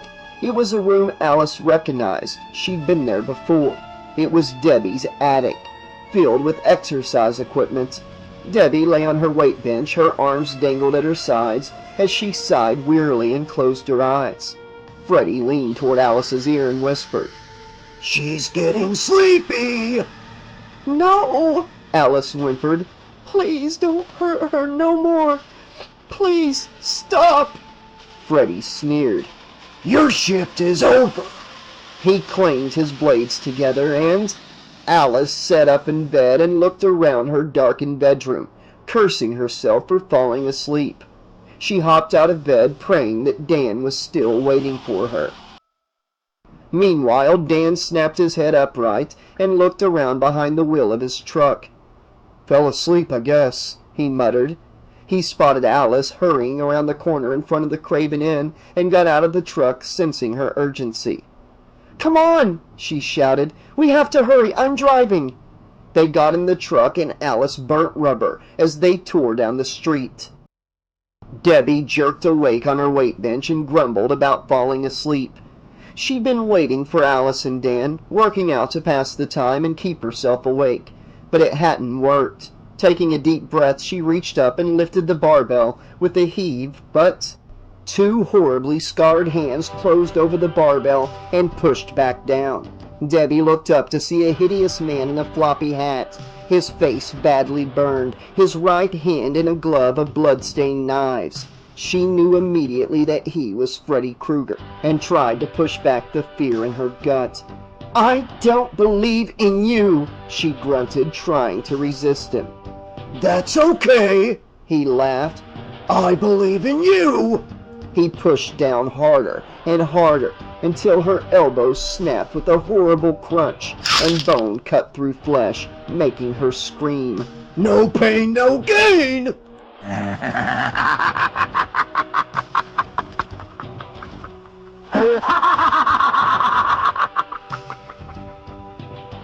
Driving like a lunatic, Alice exclaimed, "He's going after Debbie! I've got to stop him!" "You mean we've got to stop it?" Dan said. "I'm with you." "You just feel sorry for me." "Cut that shit out. Maybe before, but now I want to help you." "Here we are," Alice said, turning into Debbie's driveway. As Debbie forced herself to her feet, her broken arms dangled at her sides uselessly until her forearms broke off and thumped to the floor. Black insect-like claws slid from the stumps of her arms and burst from her shoulders, growing longer and longer until she realized what they were. Cockroach legs, black and crusty and spiny, and Debbie screamed, "Give me back my body!" Dan jerked awake in his truck and spotted Alice running around the corner in front of the Craven Inn. Confused, he got out of the truck as Alice shouted, "We have to hurry, I'm driving!" She got in the truck and they screeched away from the curb. Debbie's body was literally falling apart. Pieces were dropping off. Skin was peeling and flaking to reveal the insectile body beneath. She staggered across the attic toward a small door that seemed to grow larger and larger as she got closer, with roach legs ripping through her workout suit, tearing her skin and replacing her legs and joints. She threw herself through the door, but her feet stuck to the floor and she fell forward. The floor was made of a thick goo, like the world's strongest glue. Her face plopped into the substance, cutting off her breath, and she pulled her head back, fighting the sticky substance until the skin peeled from her face, and she sensed the antennae that popped up from her head when she lost her skin, twitching this way and that as she looked around. She didn't want to see her face now. Never again. "He's going after Debbie," Alice said as she squealed around corners. "I've got to stop him." "You mean we've got to stop?" Dan stopped and looked around, blinked several times. "Wait a second. I got the weirdest feeling we've been through this before." Alice threw him a puzzled, confused look. Then it began to dawn on her. "Oh my God, we're asleep. He's got us going in circles." She stepped on the accelerator. "We've got to keep going." A few feet away from her, Debbie saw another roach struggling in the sticky substance, and she tried to scream, but it came out as a clicking insect-like sound. Fighting the hold of the goo, she turned toward the door, spotting other roaches trapped in the thick slime. The door had become huge now, almost like a garage door. She struggled toward it, fighting, pulling herself along until an enormous godlike eye appeared in the doorway. Debbie inched forward, looked over the edge to the outside, and saw that she was inside a tiny box held in Freddy's hand. Welcome to the Roach Hotel, He laughed. You can check in, but you can't check out. The walls began to crumble in around her, closing in faster and faster, until there was only blackness. Dan watched Alice as she maneuvered his truck through a suburban labyrinth, and suddenly she stiffened and her head jerked back with a horrible shudder as she cried out. "What was that?" Dan asked. "Debbie," she said, barely a whisper. "She's gone. I've collected her like the others." Her eyes widened, and Dan looked out the front window to see Freddy standing in the middle of the road. He knew it was Freddy, even though Dan had never seen him before. It had to be, and Dan shouted as Alice slammed her foot to the floor, shouting, "Okay, asleep or awake, I'm gonna punch his fucking ticket!" And the truck plunged forward and Freddy grinned and waved at them, growing larger and larger in the windshield until the truck slammed into him and there was the teeth-grinding sound of crunching metal, and then nothing. Alice was jarred from sleep by the impact and immediately pried open the truck's mangled door. Dan lay still, embracing the dashboard, his head pressed against the shattered steering wheel. The front end of the truck was hugging the fat trunk of a tree. "Oh, God," Alice stammered. "Sleepwalking. We were sleepwalking. That son of a bitch. He made us drive in our sleep. Oh, Dan, I'm sorry. God, I'm so sorry." She looked around to see that there was a car parked across the street, and an elderly couple was watching them. The man crossed the street, saying, "An ambulance is coming." The ambulance arrived minutes later, and after bandaging Dan's leg with gauze, they put him, moaning in pain, on a stretcher and lifted him inside. Alice got in too and knelt beside him. As the ambulance drove away, sirens wailing, one of the paramedics, a chubby, cocky man who seemed oblivious to the urgency of the situation, began filling a syringe with a clear fluid, checking it for air bubbles. "What's that do?" Alice asked. "Relaxes your boyfriend," the paramedic replied, preparing to inject the needle into Dan's arm. Alice slapped the syringe away from the paramedic's hand, crying, "No, he stays awake." "Hey," the paramedic slurred sarcastically, picking up the syringe. "Orders is orders." "He's allergic, okay?" "Well, you should have said something in the first place. Damn kids." Alice leaned close and stroked Dan's cheek. "Don't let them put you to sleep." Chapter 11. Later, in the emergency room, Alice stood across the room and watched as a nurse and an intern tried to inject Dan with the sedative. He was weak, but managed to make their task difficult. The doctor, Dan's parents, and Alice's father burst in suddenly. "When are you going to operate?" Alice asked the doctor tremulously.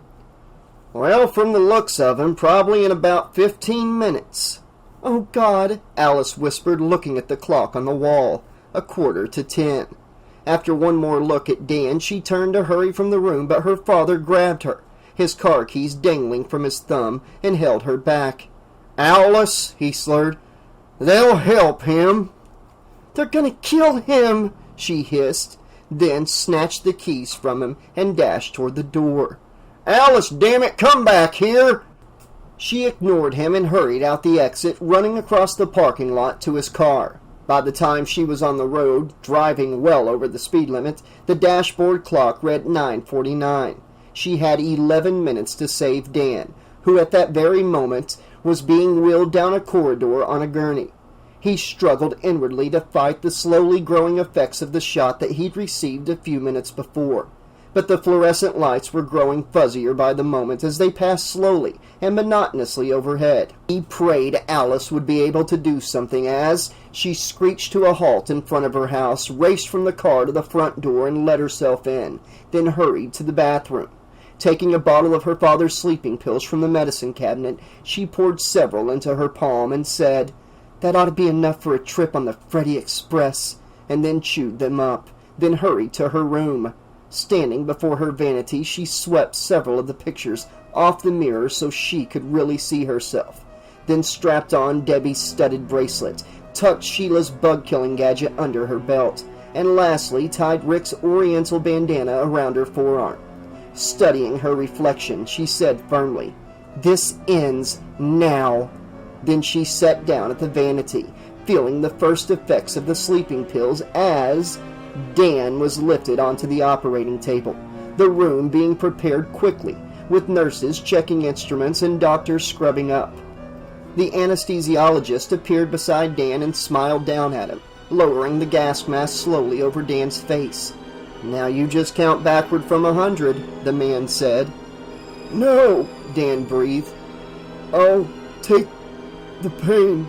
Please, I have to stay awake. But the mask covered his face and muffled his words, as Alice gasped and lifted her head from the vanity table to stare wide-eyed at her own reflection. She stood quickly, amazed by what she saw. It was herself all right, but she'd changed. She saw in the mirror a turbocharged image of herself, leaner and tighter. Her jeans clung to her thighs and her shirt was tied halter-like just above her waist. The bracelet had spikes where there were once rounded studs, and the gadget beneath her belt now glowed as if emitting a powerful energy.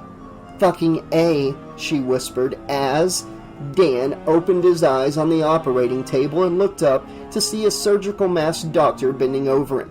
But the eyes above the light green mask, the eyes were Freddy's. "Kruger!" Dan shouted. Well, it ain't Dr. Seuss, Freddy said with an evil laugh. Dan screamed for Alice. Alice heard as the mirror shimmered like a pool, and Alice saw Freddy standing beside Dan, who lay helpless on the table. She took 3 steps back from the vanity, screamed, "Get away from him, you son of a bitch!" and ran forward, leaving the floor and shattering the mirror with a dead-on kick as she passed through the mirror and rolled over the operating room floor. Once she was on her feet, Freddy was gone. She went to the operating table and took Dan's hand. "Come on," she said urgently. "We're dreaming. You can get up now." He gaped at her as he stood, saying, "Alice, you look great." "Save it for later. Come on. We've got to get out of here." She led him to the swinging doors, pushed through them, and they found themselves in a long, dark tunnel with squiggly worm-like neon lights on the curved walls. It was a funhouse tunnel, the kind that turns slowly as you walk through it. Alice felt Dan squeeze her hand as they started down the tunnel, walking cautiously until Freddy appeared at the other end. He laughed and growled, Out for a lover's stroll? Then he leaned forward, gripped the edge of the tunnel, and turned it until it was spinning wildly, tossing Alice and Dan head over heels. They fought it, turning to crawl back toward the other end where the operating room door had been replaced by a round stained glass window which grew larger as they drew near it, until they crashed through the stained glass and tumbled to the floor of an enormous drafty church. Alice rolled over and knelt beside Dan, who looked dazed and weakened. She heard a sound, a disturbing sound. Beeping, the beeping of the operating room heart monitor. "Alice," Dan croaked as he began to fade, becoming more and more transparent. "Dan!" she cried. "No, you can't!" "It's too late, Alice. It's too late." He grew dimmer and dimmer until he opened his eyes on the operating table and stared blearily at the faces of doctors and nurses. "No!" he shouted. "Put me back under. I've got to go back." "Relax, son," the doctor said soothingly. "It was rough, but we pulled you through." "No! No!" Dan groaned, as Alice stood and looked around the church cautiously. Soft voices began to sing from above, and Alice looked up to see several pale children, the emaciated children with bloated stomachs from the paintings in Freddy's living room, standing in the choir loft singing. A loud creak from behind made her turn as the 15-foot-tall double doors swung open to reveal Freddy standing in the doorway. He clanked his blades together and his voice echoed through the church as he called, "Welcome to Wonderland, Alice!" Alice smiled, feeling her strength, her energy, and shouted, "I'm gonna send your guts back to hell!" Bracing herself, she ran down the center aisle of the church and flew into a cartwheel, aiming herself straight at Kruger until her feet landed square in the middle of his chest, sending him backward. But he only laughed. She spun like a top, kicking with each turn, smacking her heel into Freddy's chin again and again and again. But Freddy only threw his head and roared with laughter, enjoying the fight. He moved forward suddenly, wrapped an arm around her neck and whispered in her ear, "You think you've got what it takes? I've been guarding my gate a long time, bitch!" Sweeping her up in his arms, he threw her across the church, and Alice slammed into the confessional, shattering it into jagged chunks of wood as Freddy shouted, "You have their power, but I have their souls!" Unharmed, she lay still a few moments, playing possum as she listened to Freddy's footsteps crunch through the rubble toward her until he was close enough, and then she jumped to her feet, swung her fist through the wall where the confessional had been, and closed her fingers around a fat electrical cable, ripping it out of the hole until it snapped in two with a shower of sparks. She snatched the gadget Sheila had made from beneath her belt and slammed the crackling end of the cable into the center of the device, and a glowing blue bolt of electricity shot from it, leaping across the gap between Alice and Freddy, and blasting him in the chest. Freddy released a gut-wrenching scream, and then stood still a moment looking down at his chest with amazement. Alice had blown a hole in the child killer. She could see straight through his chest to the pews behind him. She could even see his heart beating. Maggots squirmed from the thumping organ, and glistening black roaches skittered around the gory edge of the hole. Alice tossed her weapons aside and smiled until Freddy laughed and passed a hand over the hole in his chest casually. It disappeared. He was whole again. He grinned, moving toward her ominously. "I am eternal," he said, smacking her across the face and then grabbing her, lifting her over his head and throwing her into the altar. She landed with a crash and looked up to see him advancing on her. She knew it was for the last time. His blades were poised, ready to cut. The children in the choir loft began to chant, "Now I lay me down to sleep, the master of dreams my soul to keep, for in the reflections of mine's eye." The remaining words suddenly came to Alice as if she'd known them all along, and she recited them with the children, at the same time sweeping a shiny reflective shard of stained glass from the littered floor. "Let evil see itself, and it shall die!" She held up the mirror-like glass, and it shined on Freddy's face as he gazed at his own reflection, and he staggered backward, his mouth yawning open to scream. But the voice that screamed was not his. It was the combined voices of his young, innocent victims, crying out in relief. He stumbled back against the wall as his red and green striped shirt began to pulse as something beneath it moved. Small young arms reaching out of Freddy's chest and stomach, clawing at the shirt's material until they tore through and the hands of Freddy's victims reached up toward his face, one clutching his jaw and pulling down hard while another dug its fingers into his eyes, and another closed on his throat, while another squeezed his neck, and another his scarred cheek, and Freddy's screams became his own, and his tortured voice bounced through the church relentlessly as his mouth was pulled open farther and farther until Thick, dark blood sprayed from his eye sockets, and the horribly burned skin of his face peeled away like rind, and his jaw tore away with a wet crunch, and a shimmering multicolored stream of light rose from his split skull. The tiny voices of happy children sang from the light, and Alice watched it rise toward the shattered window above as the voices called, "Thank you! Thank you, Alice! Goodbye! Goodbye!" Freddy imploded and fell to the floor, an empty shell. The church was silent. The children were gone. Alice was alone. She walked slowly toward Freddy's remains, looked down at them a moment, and then hissed, "Rest in hell!" She slammed the huge doors of the church as she left. Chapter 12. Weeks later, when Dan was finally able to get out, they went for a long walk through Springwood Park, hand in hand. Both were bruised and cut, but the injuries inside would take much longer to heal than those on the outside. "I slept through all of last night," Dan said happily, "and I had no guests in my dreams." "I'm still having trouble," Alice admitted. "I manage 2, maybe 3 hours a night. I don't mind, though. Now I have more reasons to enjoy staying awake." She kissed him gently as they stopped beside a large fountain. Water sprayed into the air and cascaded into the round pool below. Dan fished in his pocket for some change. "Oh, come on," Alice laughed. "You don't believe in that stuff, do you?" "Yeah, I do, and I think you do too. Now, make a wish." He tossed the coin in, and Alice watched as the water rippled in response. As the pool's surface shimmered, Alice thought she saw, for just an instant, Freddy's reflection, as if he were standing across the fountain grinning at them.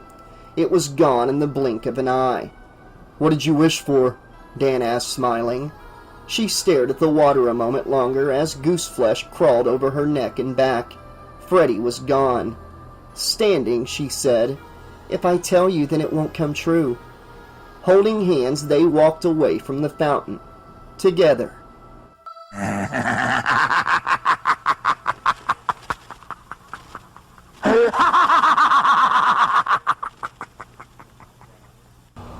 Okay, Slash-a-Holics, this has been A Nightmare on Elm Street 4, The Dream Master, the novelization of the film by Joseph Locke. I hope you've enjoyed this book. This is technically book number 54 on the channel. I'm still putting out uploads of 52 and 53, but I did start those before this one. This was just a shorter book. But yeah, so let's talk about this book. Very short, but it's not like part 1 and 2 where it was just exactly the movie but in book form. We got quite a few little differences here, and a couple big differences. The biggest difference is Rick's death. We got the actual death from the script and not what they ended up having to shoot in the movie. You know, that really, really horrible invisible Freddy kung fu fight scene. At least we got the real scene from the script with him, you know, on the toilet, falls asleep. It turns into an elevator, and he falls to his death. And, you know, that scene is so intense because his sister's there. She's trying to get to him. All the cheerleaders are pushing her out of the elevator. It's just nuts.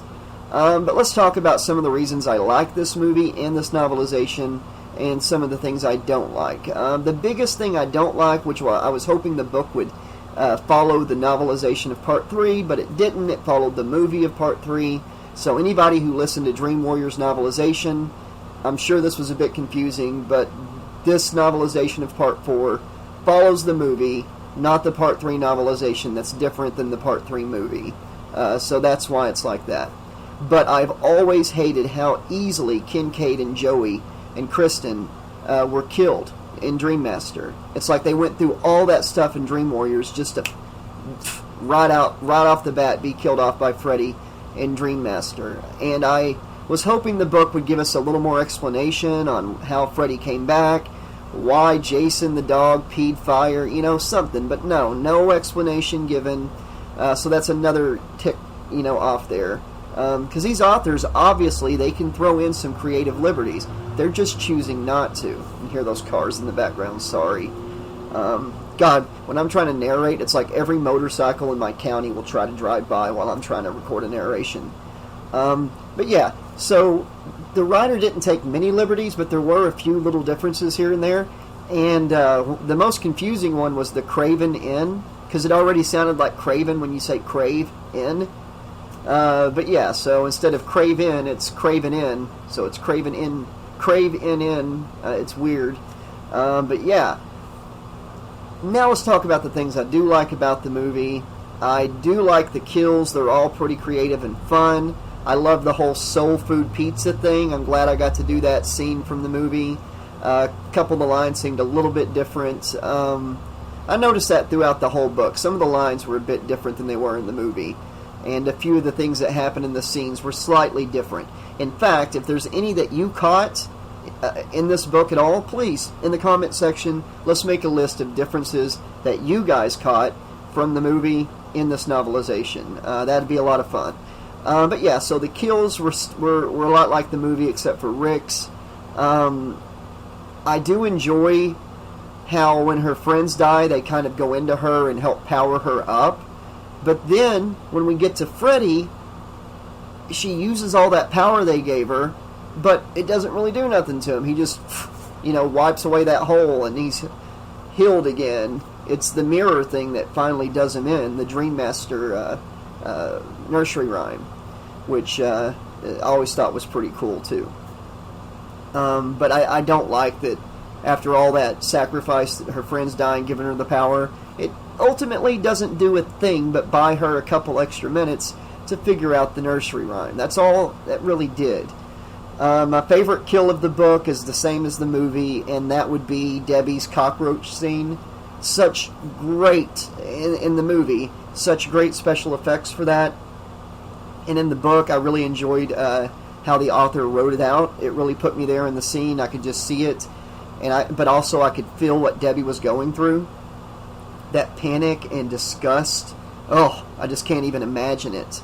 My biggest gripe about this author, Joseph Locke, if you're listening, I did enjoy the book. I just don't like the whole Alice walked down the hall and then she saw Rick. It's like there's a lot of that, and I have to read it that way because if I read it straight together, it doesn't really work. So if you caught on to that while I was reading, it's like, God, why is he doing that? It's because that's the way it's written, and that's the way it's supposed to be read. If you were reading it yourself, that is how he's trying to get you to read it. It's kind of a cliffhanger till the next sentence. Kind of like R.L. Stine did with chapters, except for this guy does it with sentences and paragraphs and stuff, and to connect one character scene to the next character scene. Which it's not too bad, it's just overly done in the book. That's I gotta say that it's overly done. The final showdown with Freddy, fun as always. I love the whole concept of all the souls in his chest and stuff breaking out, the arms coming out, they're ripping his face apart, tearing him to shreds. He falls into nothing. We all know he's going to be back in Nightmare on Elm Street, The Dream Child, which I will also narrate on the channel very, very soon, actually.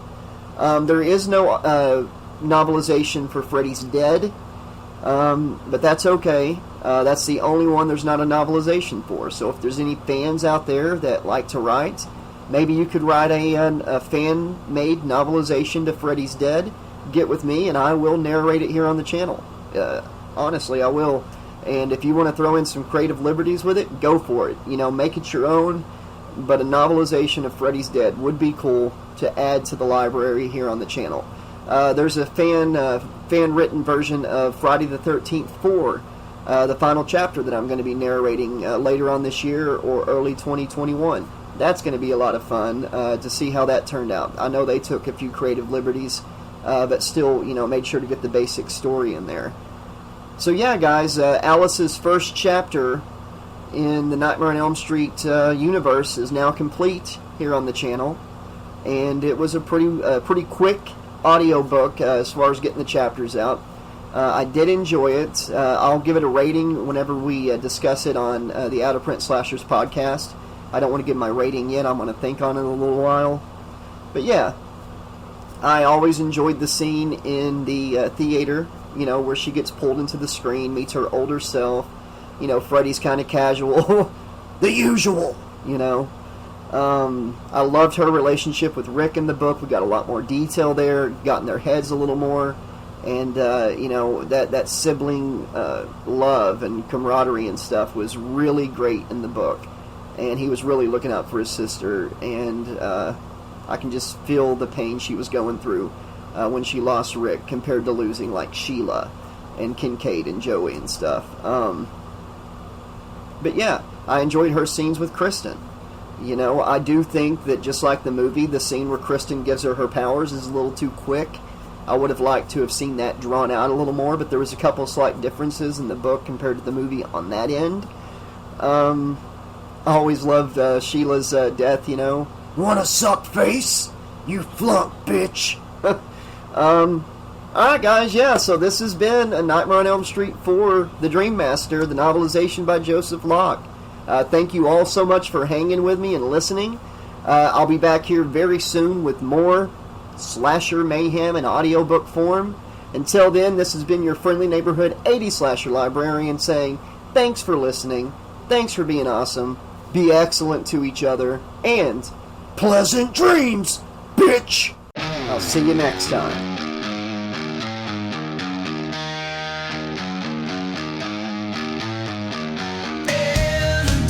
Of the night, with tales of horrific might, Josh spins his airy weave in the stories we believe.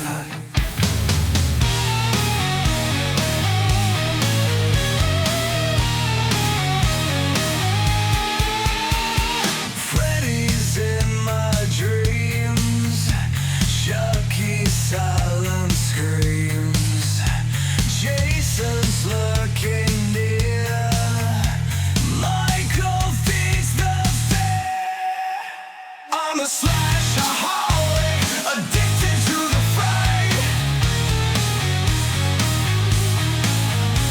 Narration so hypnotic, Josh keeps me up all night.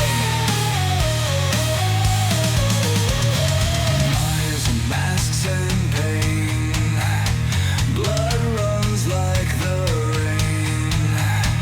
Evil finds its way in the spine, chilling fray. Out of breath but not out of light. Horror digs, don't look behind. Feel the terror crave. Will you dare to slay? I'm a slash-a-holic, addicted to the fright. Narration so hypnotic, Josh keeps me up all night.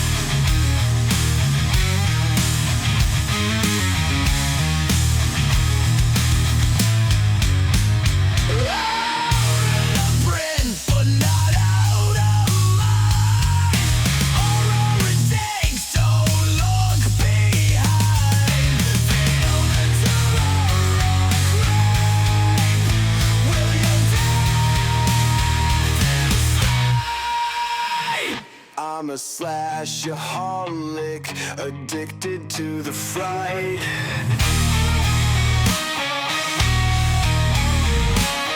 Narration so hypnotic, Josh keeps me up all night.